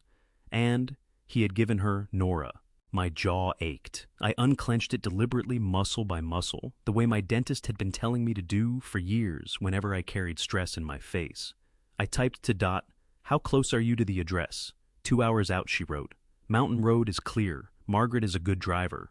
Call me when you're within 30 minutes, I typed. And Dot, when you get there, look for a silver bracelet near the windows. Thin chain, small clasp. Eleanor gave it to Nora the first Christmas. A pause, then I'll look. I pocketed my phone and stood in the hallway with my eyes closed for exactly 5 seconds. 5 seconds was what I allowed myself. 5 seconds to feel the full weight of what Dot had found. 14 months, 8 minutes, 3 prior complaints, a woman who had practiced being other people until it was the only skill she had left. And then I opened my eyes, straightened my jacket for what felt like the 100th time that evening, and prepared to go back to the party. But before I reached the hallway entrance, I heard voices from the direction of the east sitting room, a small room adjacent to the hallway that guests occasionally drifted into during large parties when they wanted a quieter space. 2 voices kept deliberately low. Derek's voice stripped of its party ease, speaking with the flat efficiency of a man talking to a business partner rather than a wife. I stepped to the doorway and pushed it open 2 inches, enough that I was standing at the threshold, one hand on the frame present in the room, by any measure that mattered. I reached into my breast pocket and pressed the record function on my phone, keeping the device inside the pocket with the microphone end oriented toward the sound. "He bought it," Derek said. "The confusion thing is working better than I expected." He repeated the same phishing story twice and didn't catch himself. Serena's voice cooler than it was in the party room, carrying the precision of someone who assessed situations professionally. "Don't get comfortable. He's been managing people longer than you've been alive." "He's 68, Derek said, and I heard the dismissiveness in it, the particular tone of a younger man who has decided that age explains everything he needs it to explain. He ran a furniture store for 30 years. Tonight is not that. Tonight, Serena said, is exactly that. Don't underestimate him just because he's playing along. A pause. Then Derek, once he signs tonight, we're done pretending. The house, the shares, everything moves to my account within 30 days. You'll have the transfer confirmation the same week. And Nora, Serena asked. Nora stays where she is until the transfer clears, Derek said. After that, it doesn't matter. My hand pressed against my breast pocket, holding the phone steady. My heart was striking against the inside of my ribs with a force that I felt in my back teeth. After that, it doesn't matter. His wife, the mother of his daughter, the woman who had loved him faithfully and trusted him completely and was sitting in a locked room in the Sierra Nevada mountains because she had found out the truth and tried to bring it to me. After that, it doesn't matter. I stood in that hallway, and I understood with a cold and absolute clarity that settled into me like iron exactly what kind of man my son had become. And I understood that I was going to need every piece of evidence I had collected tonight, the camera footage, the financial records, the delivery receipts, the recording I was making right now, because when this evening ended, there could be no room left for doubt. I kept the phone recording and walked back toward the party. The folder on the coffee table had my name printed at the top, in the clean, authoritative font of a document that had been professionally prepared, not drafted in a hurry, not assembled from a template the night before, but commissioned from an attorney with enough lead time to produce something that looked at first glance exactly like what it claimed to be. A gift, a logical next step, the reasonable, loving arrangement of a family preparing wisely for the future. I stood at the edge of the sitting area and looked at it the way I had once looked at a competitor's showroom floor, cataloging, assessing, identifying every angle before I committed to a single step. Derek crossed to the coffee table and opened the folder with the practiced ease of a man who had rehearsed this moment many times in private. Inside were two documents. The first I recognized immediately as a California stock transfer agreement, the legal instrument used to convey ownership interest in a privately held corporation from one party to another. The second was a deed transfer for the lake house properly formatted under California real property law, requiring notarization and recording with the county recorder's office to become legally binding. Derek's signature was already inked at the bottom of both documents in blue, the date filled in as today. All that remained was mine. Come sit down, Dad," Derek said, his voice carrying the particular warmth of a man who has convinced himself that what he is doing is, at some fundamental level, justified. He gestured toward the armchair across from him, Eleanor's chair, the one she had reupholstered in navy blue the year before she got sick, because she said the old fabric had given up the will to live, which had made me laugh so hard I had to sit down. "Let me walk you through everything. It's really very straightforward." I settled into the chair with the careful, deliberate movements of a man whose body was reminding him of its 68 years of service. Around us, the remaining guests, 9 people by my count, all family or close enough to be called, that had arranged themselves in the natural drift of a party nearing its end. None of them were close enough to read the documents. All of them were close enough to witness a signature. That I understood with perfect clarity was the point of keeping them here. "Now," Derek said, turning the first document toward me and smoothing it flat with his palm, "this is the stock transfer. 60% of Callaway Home currently held in your name transferring to mine. Operationally, the business is already in my hands. This just makes it official. Clean and clear, no ambiguity about authority going forward. The attorney said it's about as simple a transfer as you can execute." I reached into my breast pocket for my reading glasses, moving slowly, buying myself seconds. The recording function on my phone was active. I had confirmed it in the hallway before returning. The microphone end of the device faced outward inside my pocket, and the screen was dark against the fabric. I settled the glasses on my nose and leaned toward the document. "And this second one is the house?" I asked, pointing to it with the mild curiosity of a man examining a restaurant menu. "The lake house, yes," Derek said. "Again simplifies everything enormously. Estate planning, tax efficiency. Nora and I would maintain it exactly as you always have. Nothing changes for you day to day. You'd still live here whenever you like. We'd simply hold it going forward, protect it properly." He paused, and in the pause I could hear him gauging the distance between where I was and where he needed me to be. "It just gives everything a cleaner structure, for everyone." Serena moved from her position near the window and settled herself on the arm of Derek's chair with the ease of a woman who belonged there. The gesture was smooth and domestic and completely calculated. You've carried so much for so long, Raymond. She said, her voice pitched at exactly the frequency of sincere concern. You deserve to let people who love you take care of things now. That's not weakness. That's wisdom. I looked at her. I let my expression carry the warmth of a man receiving kindness graciously.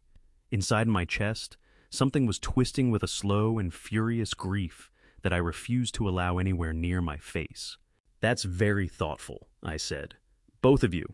I looked back down at the documents and turned the first page with the unhurried attention of a man reading carefully.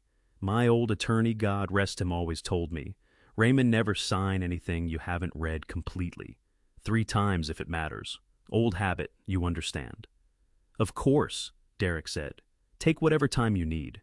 But his right hand resting on his knee had closed into a loose fist. I noticed because I had been watching his hands all evening, the way I always watched hands in negotiations. Hands told the truth that faces had learned to conceal. I read, or appeared to read.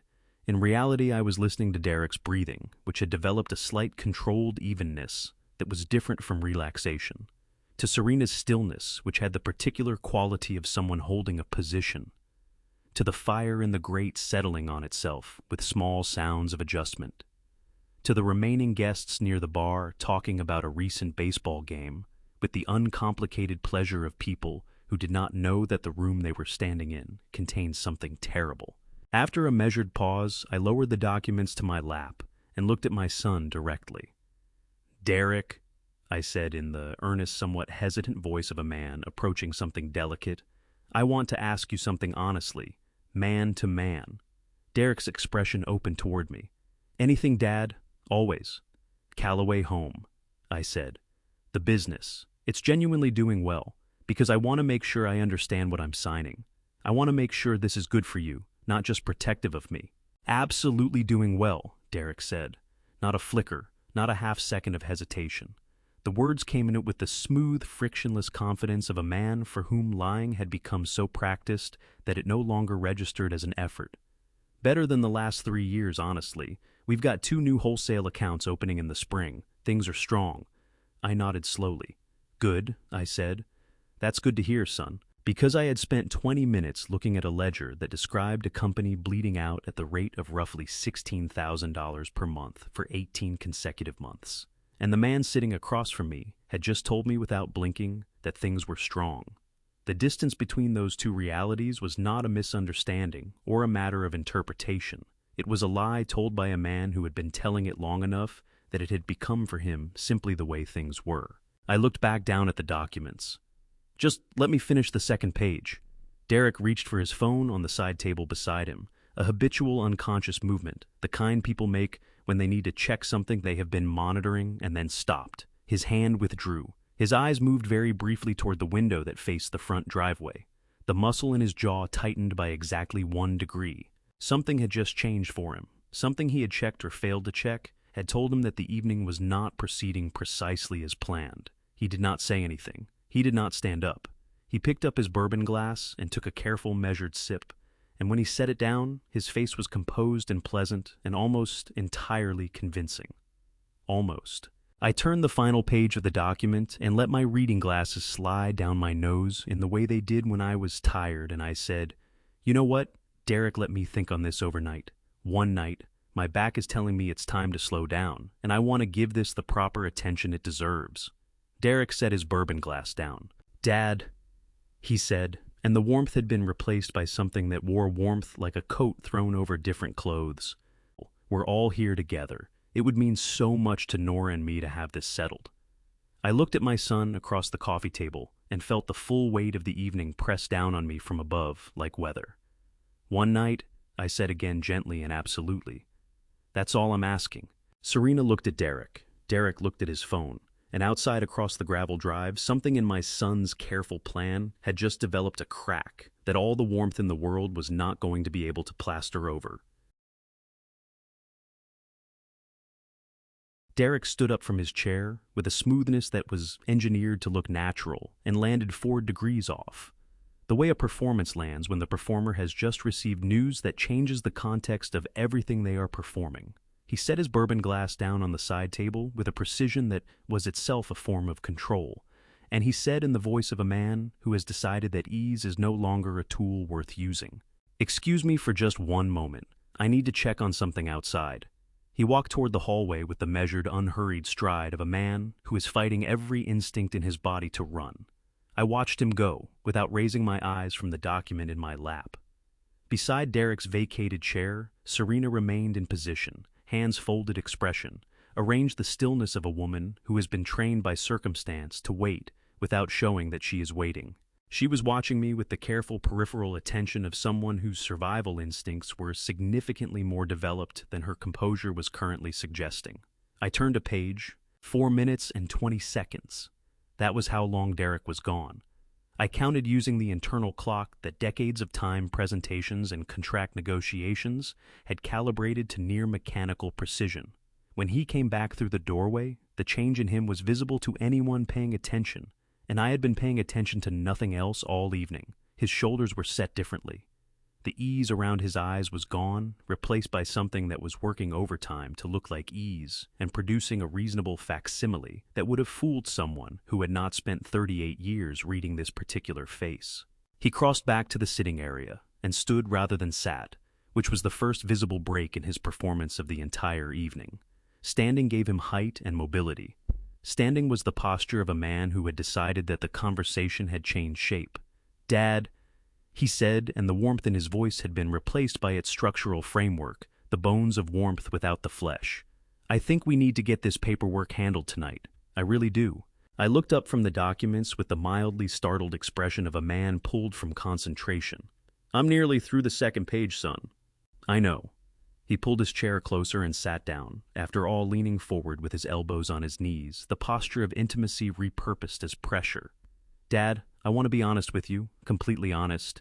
You haven't seemed like yourself these past few months. I know you don't always notice it, and I know it's hard to hear, but Nora and I have been genuinely worried." He paused, and I could hear him deciding how hard to press the calculation running behind his eyes like a register totaling a bill.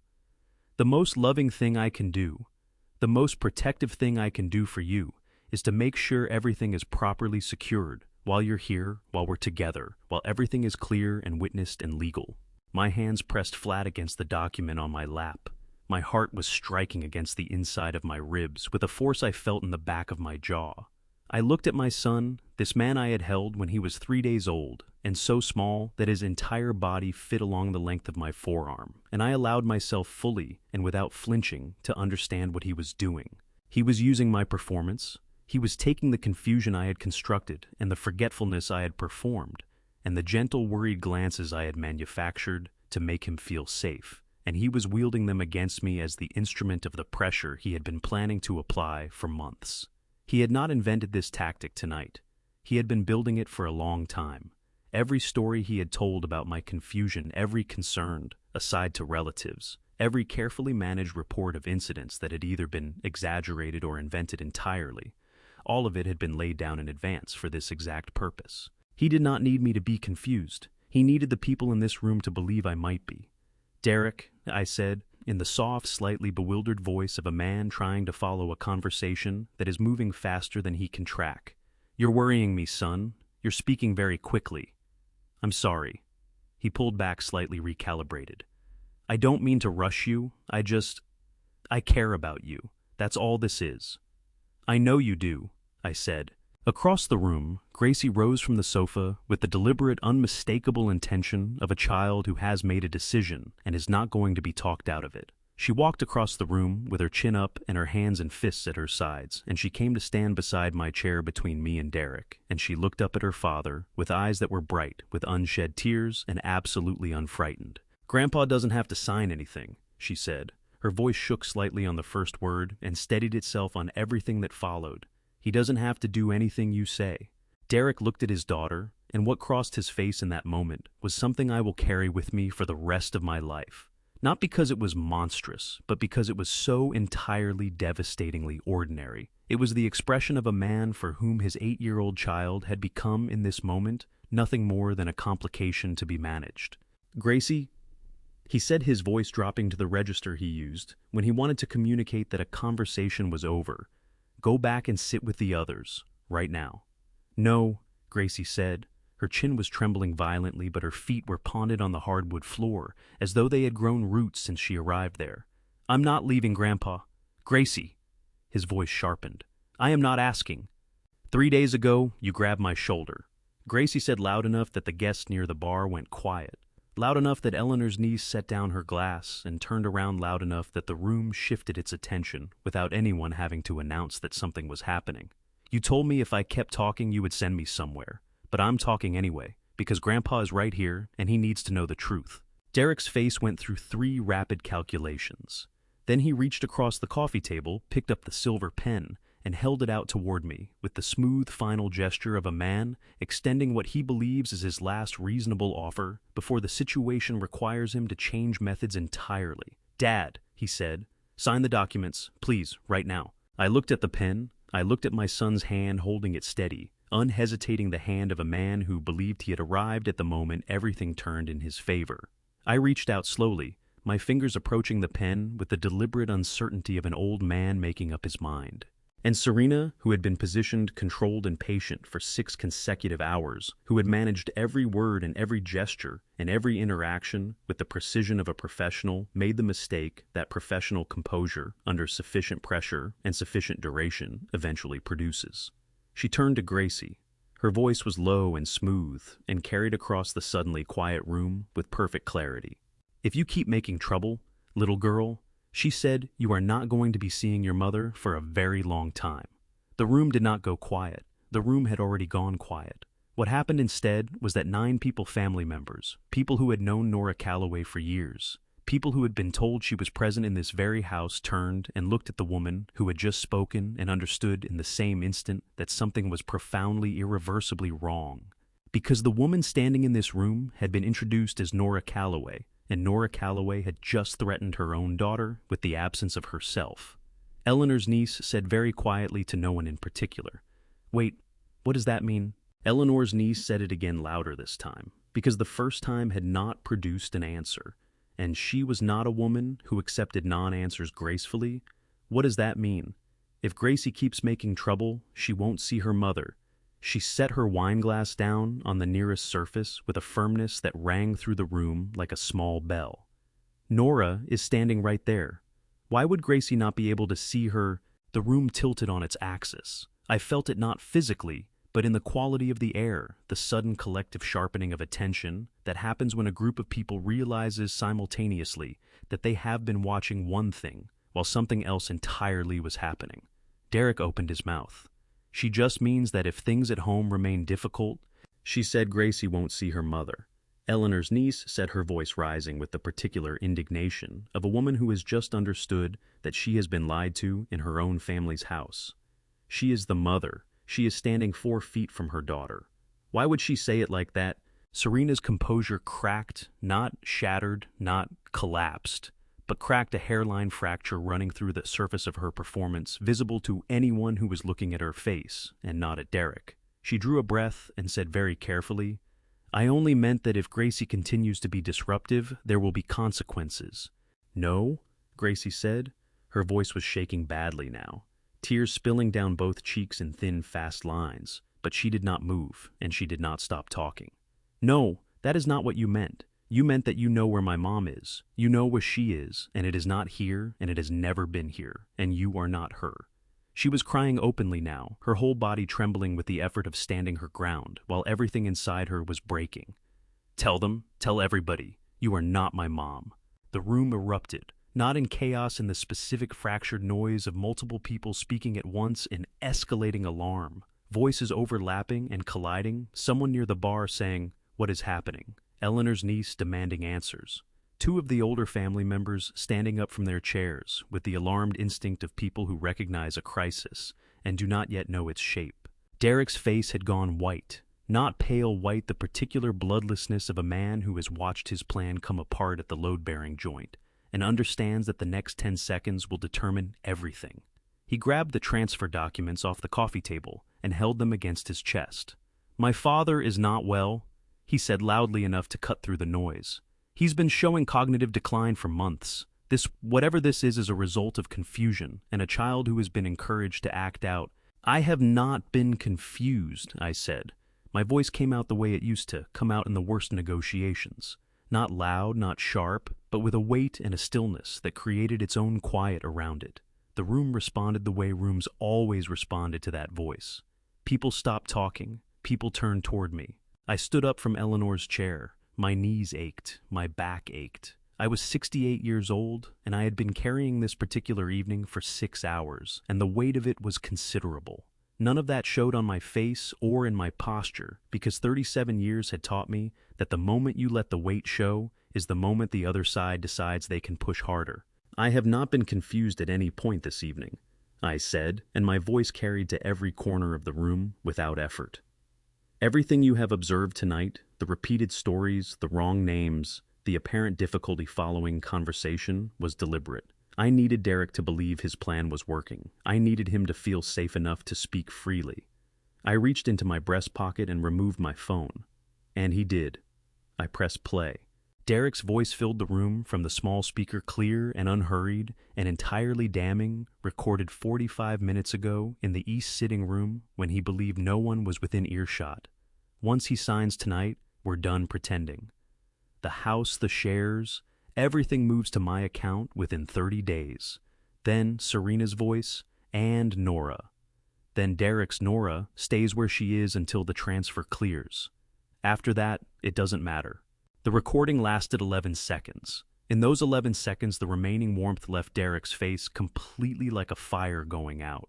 And what was underneath it was something I had never seen there before. Not guilt, not remorse, but the cold, assessing expression of a man deciding which way to run. "He's lying," Derek said, his voice cracking on the second word. That's out of context. That recording doesn't mean what he's saying. It means..." "Then explain what it means," Eleanor's niece said, her voice shaking with fury. "Explain to me exactly what that means, Derek." Derek turned to Serena, a reflex and instinct, the movement of a man looking for his partner in a crisis, and Serena looked back at him with eyes that had gone flat and calculating, and I understood in that moment that the two of them were no longer on the same side of the same plan. They were two people standing in the wreckage of a shared scheme, each one deciding how much of the wreckage to claim. "This was her idea," Derek said, his voice rising with a desperation that he was no longer managing. "All of it. The substitution, the cabin, everything. She came to me. I was not in a position to refuse her." Serena's mouth opened. What came out was a sound that was almost a laugh, thin and humorless and dangerous. "He called me 14 months ago," she said to the room, addressing not Derek, but everyone else, the witnesses, the audience she had suddenly decided was more useful than the partner she had cultivated. "He called me. He found me. He explained exactly what he needed and what he was offering, and I made a business decision." She lifted her chin.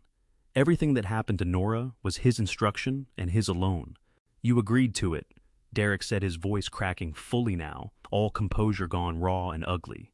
"You agreed to every single—" "I have a recording too," Serena said. My phone was still in my hand. I pressed stop, and across the room, Gracie pressed both hands over her mouth and sobbed a broken, gasping sound, the sound of a child who has been holding something together by pure force of will for 3 weeks, and has just been told she is allowed to stop. I crossed to her in 4 steps and put my arms around her, and she buried her face against my chest and shook, and I held on with both hands and looked over her head at my son and felt something in me go very, very quiet. Not peaceful, but the quiet that lives on the other side of grief, where decisions get made. My phone rang. Dot's name on the screen. I stepped into the hallway and pulled the door almost closed behind me, leaving a gap wide enough that I could still hear the voices inside Derek and Serena, talking over each other with increasing desperation. Eleanor's niece demanding that someone call the police, the low murmur of family members processing what they had just heard, and I pressed the phone to my ear. "Dorothy," I said. "She's alive." Dot's voice was steady and fierce and slightly breathless, the voice of a woman who has just done something physically and emotionally demanding and is refusing to allow either to show. "Raymond, she's alive. We found her. My legs did not give out. I want to be clear about that. My legs held my back, held my voice held. 68 years of practice. But something behind my sternum cracked open with a force that I felt from the base of my throat to the soles of my feet, and for exactly 3 seconds I stood in my own hallway and could not speak. "Tell me," I managed. "We drove up to the address you sent," Dot said. Rural route end of a logging road about 40 minutes past Auburn, off Interstate 80. The cabin is small wood frame, single story. Looked like a hunting property that hasn't been properly maintained in years. I heard her draw a breath. The front door had a padlock on it, Raymond. A new one. Heavy duty, the kind you buy when you want to make sure something stays shut. My jaw tightened until I could feel it in my temples. Near the west window, Dot continued. I found a bracelet on the sill. Silver chain, small clasp inscription on the inner surface. Her voice softened by precisely 1 degree. Dot's version of emotion, which most people would not recognize as emotion at all, but I had known her for 64 years, and I recognized it perfectly. Eleanor's handwriting, the date she gave it to Nora. I pressed my free hand flat against the wall of the hallway and held it there. The wallpaper was the pattern Eleanor had chosen 20 years ago. Small cream-colored flowers on an ivory ground. The kind of thing she called quietly beautiful. The kind of thing I had always meant to change after she died, and never had, because it was too much like removing the last visible evidence that she had stood in this hallway and made decisions about it. The police got there before us, Dot said. I had called them from the road when we were 30 minutes out. Placer County Sheriff's Department welfare check request. I gave them the address and told them we had reason to believe someone was being held against their will. That's all they needed. They have authority to enter a property under California Welfare and Institutions Code when there is reasonable cause to believe someone inside is in danger. Her voice steadied further. They broke the padlock with bolt cutters. Margaret and I went in behind them. Where was she? My voice came out rougher than I intended, scraped across something in my chest that was still in the process of breaking. Back bedroom, Dot said. Small room, no window. There was a cot, a battery lantern, water bottles, canned food. She had been... Dot stopped, started again. She had been managing Raymond. She had been keeping herself together. When the door opened, she stood up on her own. She was thin and exhausted, and her voice was hoarse from disuse. But she stood up on her own, and the first thing she said was, "Is Gracie safe?" The hallway blurred at the edges. I blinked hard. My free hand pressed harder against the wallpaper flowers until I could feel the texture of them against my palm. "Tell me she is," I said, my voice dropping to almost nothing. "Tell me Nora said that." "She said, 'Is Gracie safe?'" Dot repeated, word for word. That was the first thing out of her mouth after 3 weeks in that room. I thought about Nora keeping an EpiPen in her purse every day for 8 years. I thought about Nora making the school cafeteria throw out a fruit salad. I thought about Nora standing at my dining room table 3 Christmases ago, helping Eleanor's sister navigate a new tablet computer patient and funny and entirely herself. 3 weeks in a locked room, and the first word out of her mouth was her daughter's name. "She has something," Dot said. "A memory card. She kept it in the lining of her left shoe the entire time. She said she sewed it in with a needle and thread. She found in the cabin's emergency kit the first night before she understood how long she was going to be there. It has everything Raymond. The financial records, recordings of Derek planning the cabin, everything she copied before he took her there." A sound came out of me that I did not plan and did not try to suppress. It was not a sob, it was something older and less articulate than a sob, something that belongs to the part of a person that existed before language. "She's coming," Dot said. "The sheriff's deputy cleared her to travel. Margaret is driving. We'll take the mountain road back. It's faster at night. 3 hours, maybe less." 3 hours, I said. "Raymond," Dot's voice went very quiet.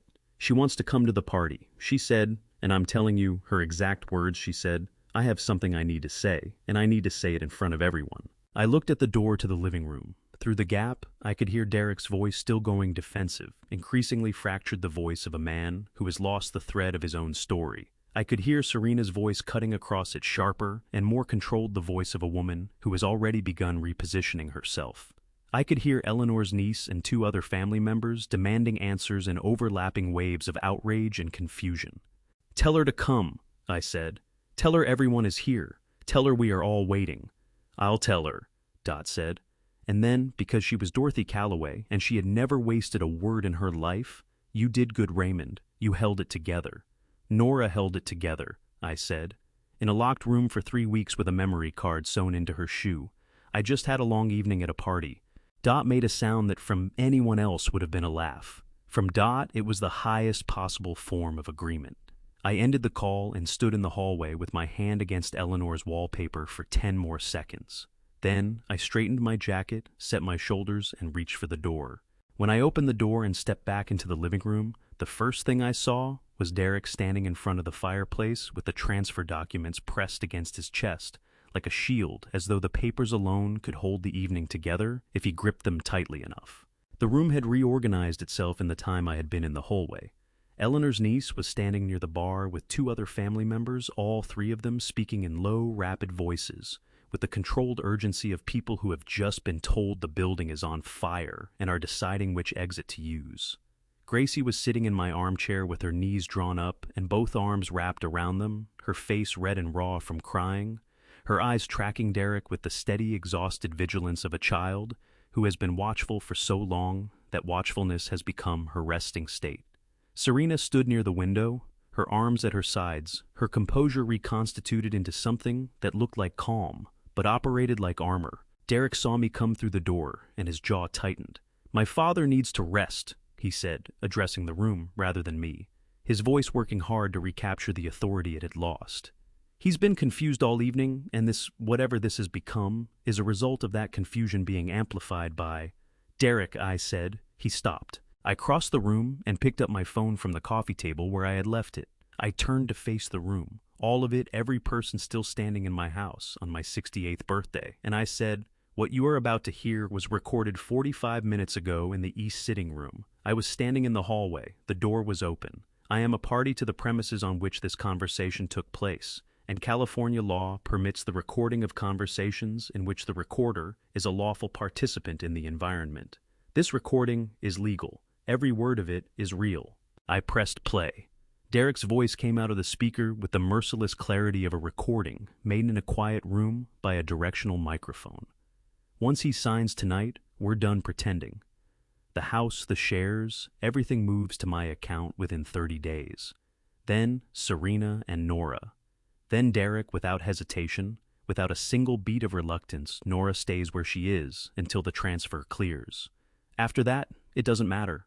11 seconds. The recording lasted 11 seconds and it contained everything. Eleanor's niece made a sound that was half gasp and half the name of God. One of the older cousins near the bar put his hand over his mouth.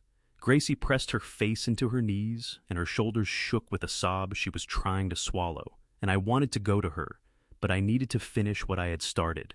"That is a lie," Derek said, his voice cracking down the center. "That is completely out of context. He has been constructing this narrative all evening because he doesn't want to relinquish control of the business. He is not well. Anyone who has spent time with him in the past 6 months can tell you. Play yours," I said to Serena.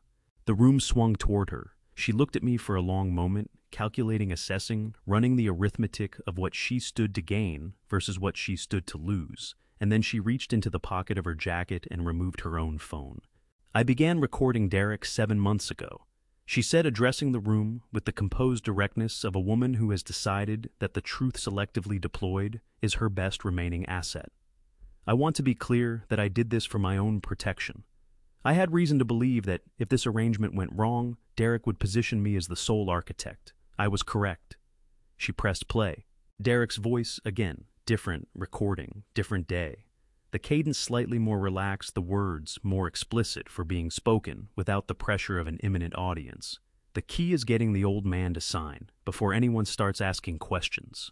Serena, I need you completely in character from the moment we arrive. If he pushes back on anything, let me handle it. Your job is Nora. Be Nora, that's all."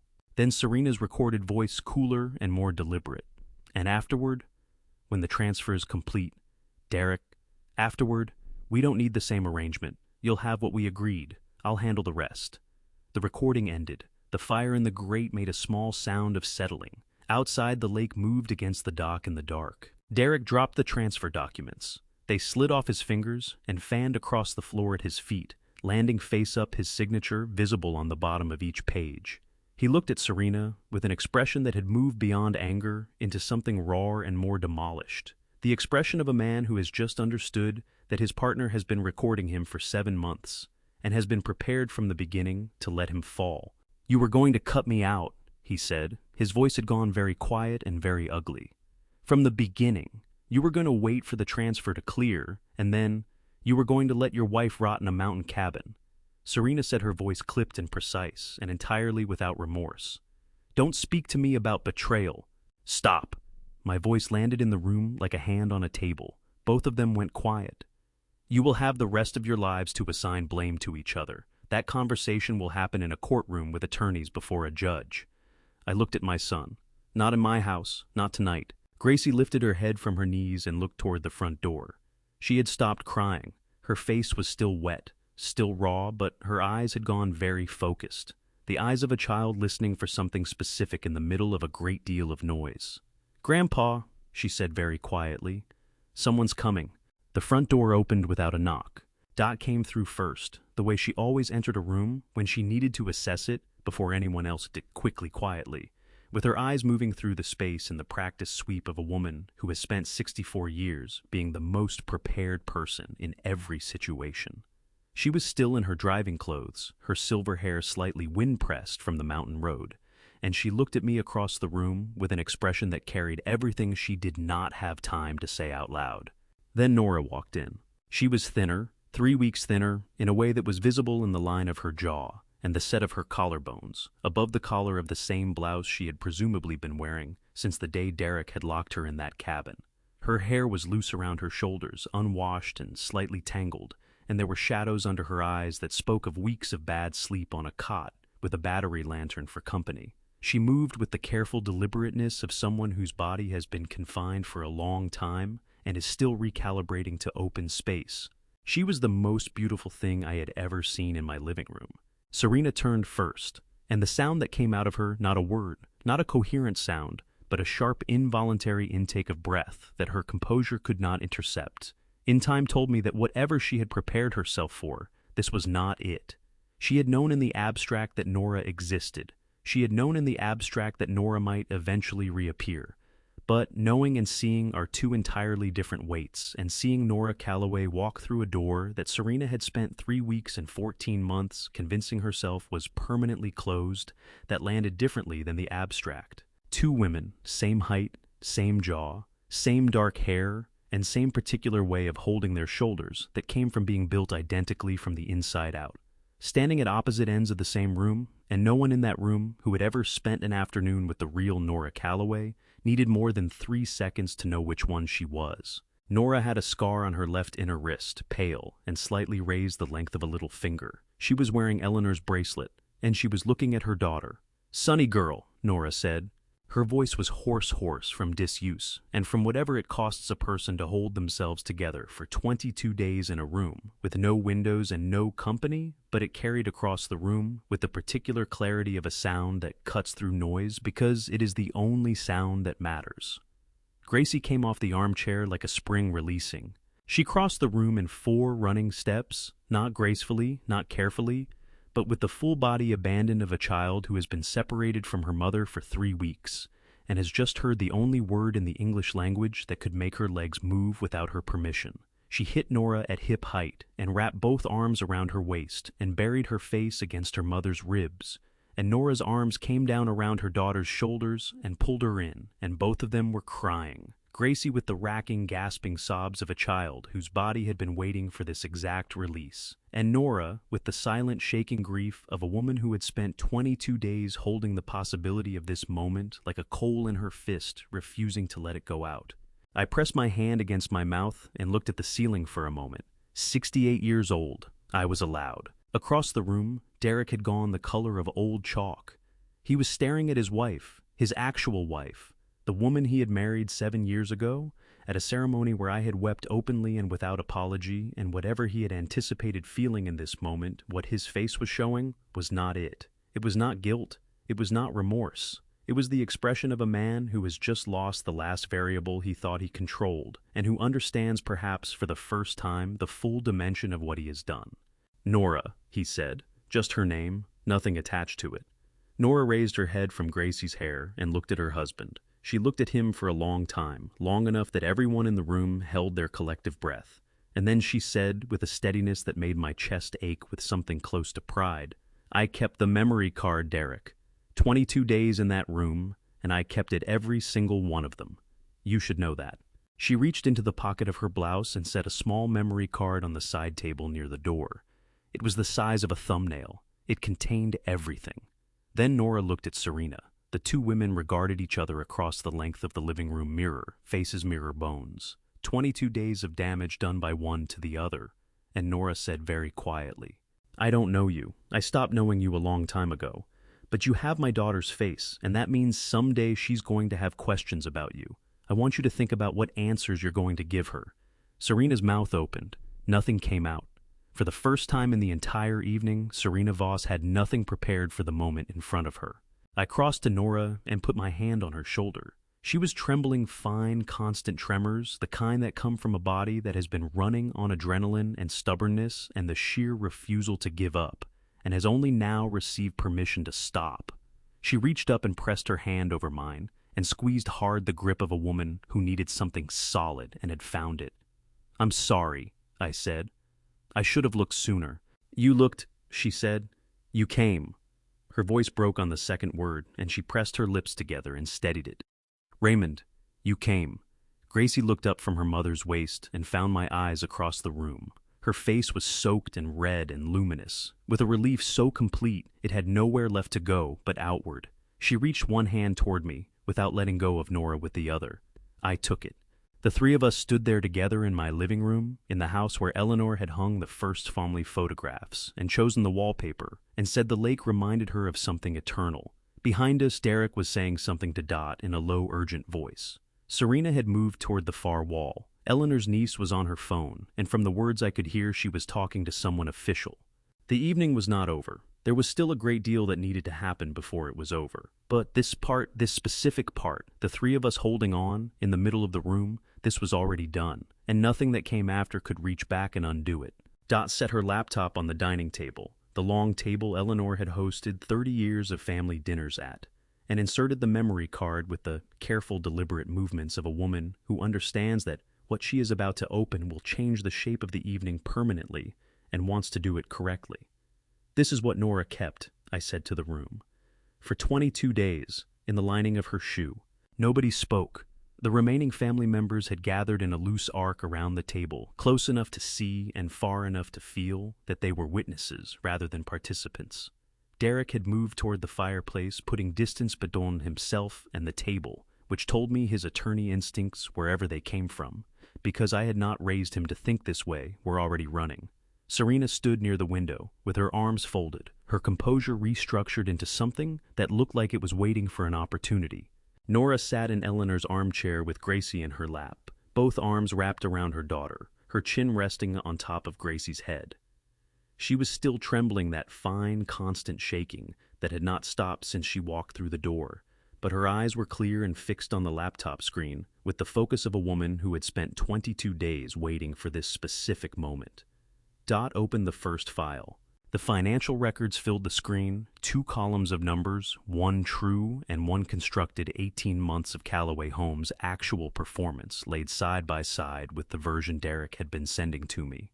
The difference between them was visible to anyone who had ever read a balance sheet, which included every person in this room who had spent decades watching me run a business. "He maintained 2 sets of books," I said. "The real ledger shows consistent losses over 2.5 years. The version he sent me quarterly showed stable profitability. The difference was funded by transferring company money to his personal account, $293,000 across 18 months, structured in amounts below the federal reporting threshold to avoid automatic flagging." Eleanor's niece pressed her hand flat against the table. 290, she could not finish the number. Her voice broke on it, and she pressed her lips together hard. Structuring financial transfers to avoid federal reporting requirements is itself a federal crime under 31 U.S.C. 5324. I continued, independent of the underlying fraud. The records on this card document both. Derek's voice came from the fireplace, strained and stripped of everything that had made it persuasive earlier in the evening. "Those numbers can be explained. There were operational decisions that—" "Derek," Nora's voice cut across his from the armchair, quiet, hoarse, and absolutely final. "Stop. Please just stop." He stopped. Dot opened the second file. Audio. She pressed play, and Derek's voice filled the dining room from a recording made 4 months ago. A phone call. Derek sighed, only his words sufficient. The cabin off Route 49 has been sitting empty since the Henderson estate closed. Nobody goes up there between October and April. I need it available for an indefinite period starting mid-September. Handle the supply deliveries personally. No digital trail on the address. The room processed this in the particular way that rooms process something they cannot immediately absorb. Not with noise, but with the held-breath quality of people recalibrating every assumption they have made about the last several hours. Then Dot opened the third file, and this one was different. This one was a text exchange between Serena and a contact saved under the initials MR, a conversation Nora had photographed from Serena's phone on the day she discovered Derek's financial records in the same hour she had been copying the ledger to the memory card, moving fast and frightened through her own house while Derek was at the office. The text exchange was dated 14 months ago, 3 weeks after Serena had first moved into the Sacramento apartment. Dot read it aloud, her voice perfectly level. Phase 2 begins after the transfer clears. Derek signs his portion to me as agreed. He believes we split the assets. He does not know about MR or the offshore account. Once the house and shares are in my name, Derek becomes a liability. The room made a sound. Not words. A collective involuntary exhale, the sound of a group of people realizing that the depth of what they are looking at goes further down than they had estimated. Derek turned from the fireplace and looked at Serena with an expression that had collapsed entirely, no performance left. No calculation, just the raw, demolished face of a man who has just learned that the person he trusted to betray his wife was also planning to betray him. "You were going to take everything," he said. His voice shook. "From the beginning, before we even... You locked your wife in a cabin." Serena said, her voice clinical and precise. "You told me Nora would stay where she was until the transfer cleared, and after that it didn't matter. You said those exact words." She lifted her chin. "I decided that a man who could say that about his wife could say it about anyone, including me. So you plan to steal from both of us?" Derek said, his voice cracking on the last word, into something raw and ugly. "I plan to survive," Serena said, "which is more than you planned for Nora. Enough." My voice landed in the room the way it always landed when I needed it to carry, not loudly, but with a weight that left no room for continuation. "Both of you, enough." 2 law enforcement officers had come through the front door while Serena was speaking. South Lake Tahoe Police Department, summoned by Eleanor's niece 40 minutes ago. Arriving with the measured professional calm of people who have assessed the situation from the doorway and understand its general shape. They moved into the room quietly, and the room reorganized itself around their presence the way rooms do. One officer positioned himself near Derek, the other moved towards Serena. Gracie had buried her face in Nora's shoulder and was holding on with both hands, her knuckles white, her breathing steadied into the slow, exhausted rhythm of a child who has finally completely run out of the energy required to be afraid. Nora pressed her lips against the top of her daughter's head and closed her eyes for a moment, and the expression on her face was the expression of a woman who has counted something and found it still there. I picked up the transfer documents from where they had fallen on the floor. Derek's signature on both the date filled in everything in order, except for the one signature that would have made them binding. I folded them once cleanly along the center crease and set them on the coffee table face down. "Grandpa," Gracie said, lifting her head from Nora's shoulder. Her voice was thick and small and completely serious. "Is it over?" I looked at my granddaughter. "The part where anyone tries to take what belongs to us," I said. "Yes, that part is over." The South Lake Tahoe officers were efficient and unhurried in the way that experienced law enforcement always is. They had heard enough, seen enough, and received enough from Eleanor's niece by phone to understand the general shape of what they were walking into. They did not need me to explain. They needed me to confirm, which I did, standing near the dining table with my hands in my pockets and my voice steady. Derek was escorted out first. He walked through my living room, past the family photographs, past the long table, past the fireplace, where he had stood an hour ago, holding those documents against his chest like a man holding a winning hand. And he did not look at Nora. He did not look at Gracie. He looked at the floor between his feet, and I think that was in its own way the most honest thing he had done all evening. At the doorway he stopped. He turned. And for one moment he looked directly at me, not with defiance, not with remorse, but with the hollowed-out expression of a man who has just understood the full distance between who he thought he was and who he actually turned out to be. "Dad," he said, just that, just the word. "Get some rest, Derek," I said. "You are going to need a clear head for what comes next." He went. Serena followed without being prompted. At the threshold she paused and looked at Nora. Really looked at her, the way you look at something you have spent a long time trying to become, and have finally been forced to acknowledge you never were. Then she walked out without a word, which was, I thought, the most dignified exit available to her, and she took it. When the door closed behind them, Eleanor's niece made a sound that was equal parts laughter and grief and sheer physical relief, and sat down in the nearest chair with both hands pressed over her mouth. Two of the cousins near the bar leaned against each other.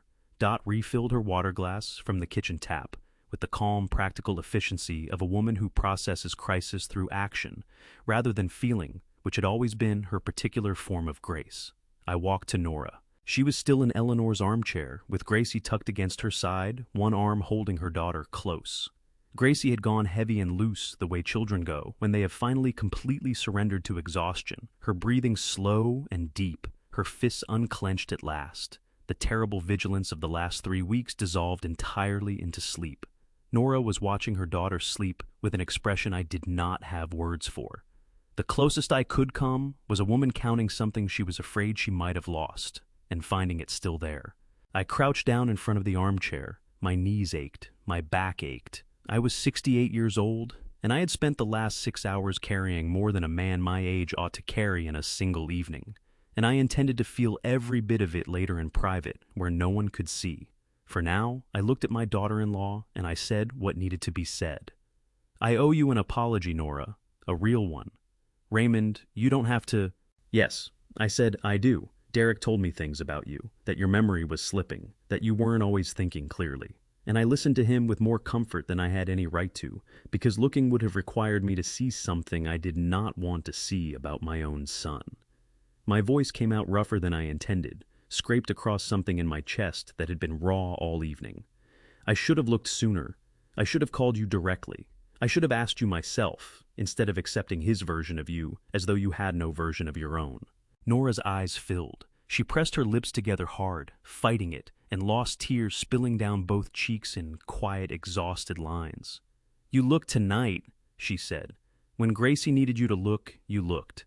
"Gracie looked first," I said. I only followed where she pointed. From the depths of the armchair, without opening her eyes, Gracie said, "I told you from the very beginning, Grandpa." Her voice was thick with sleep and satisfaction in equal measure. "You did," I said, "and I am very glad I listened." Gracie made a small sound of agreement and burrowed more firmly against her mother's side and said nothing further because she was 8 years old and she had done everything that had been required of her, and she had earned the right to sleep through the rest of it. I stood up. Dot appeared at my elbow with a glass of water and pressed it into my hand without being asked. "I own 60% of Callaway Home," I said. "Yes," Dot said. "I have never signed a transfer document. Under California Corporations Code, I retain the right to revoke Derek's operational authority with written notice to the remaining shareholders and the company's registered agent. He has no legal claim to anything he did not already hold." "Your attorney is aware," Dot said. "I called him from the mountain road. He will have the revocation paperwork ready by 9 tomorrow morning. The management team will be notified before the business day begins." I looked at my sister. 64 years of her. 64 years of this particular steadiness, this particular reliability, this particular quality of arriving before you finished asking. "Dorothy," I said, "thank you." "Don't thank me," she said. "Buy me breakfast tomorrow, somewhere with good coffee. I drove 6 hours tonight, and I intend to be compensated." I drank the water. It tasted clean and cold, the particular taste of this place, this house, this life, that had almost been taken from me in the space of a single evening by people I had trusted with parts of it. From the armchair, Nora's voice reached me soft and careful, like something she had been holding for a long time and was only now willing to set down. "Raymond, will you stay close tonight? I don't think I'm ready for the house to go quiet yet." My throat closed around something warm and painful. "This is my house," I said. "I have nowhere else to be.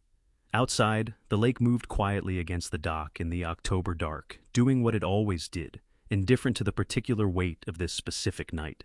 Eleanor had loved it for exactly that reason, for the way it kept going, unhurried and permanent, regardless of what was happening on the shore. I looked at the white lilies on the table. I looked at Nora and Gracie in Eleanor's chair. I looked out at the dark surface of the water. Dot's voice came from the kitchen, matter-of-fact and entirely affectionate. "Happy birthday, Raymond." "Yes," I said. And for the first time all evening, I meant it. That night, standing in my living room with Nora and Gracie finally safe beside me, I understood something I should have understood long before my 68th birthday. Trust is not a gift you give someone because you love them. Trust is something you verify carefully, consistently, without apology, because the people who depend on you deserve a man who sees clearly, not a man who sees what he wishes were true. I believe God put Gracie in that corner of the room for a reason. An 8-year-old child saw what I had missed for months. That is not coincidence. That is grace arriving in the smallest possible package. My advice to you is simple. Do not do what I did. Do not confuse loyalty with blindness. Do not let love become the reason you stop asking questions. Family betrayal does not announce itself. It wears a familiar face and speaks in a familiar voice, and by the time you recognize it, it has already done its damage. This is a family story I carry with regret and with gratitude in equal measure. Family betrayal is never truly over, but neither is the love that outlasts it. That, I think, is what another family story always comes back to in the end. If any part of this moved, you leave a comment below and tell me what you felt. Share this with someone who needs to hear it today. And if you haven't yet subscribed to Revenge Dad, there are more stories waiting. Thank you deeply for staying until the very last word. The stories ahead contain fictional elements crafted purely to illuminate truths worth carrying. If this kind of storytelling isn't for you, there is no shame in stepping away. Choose what feeds your soul.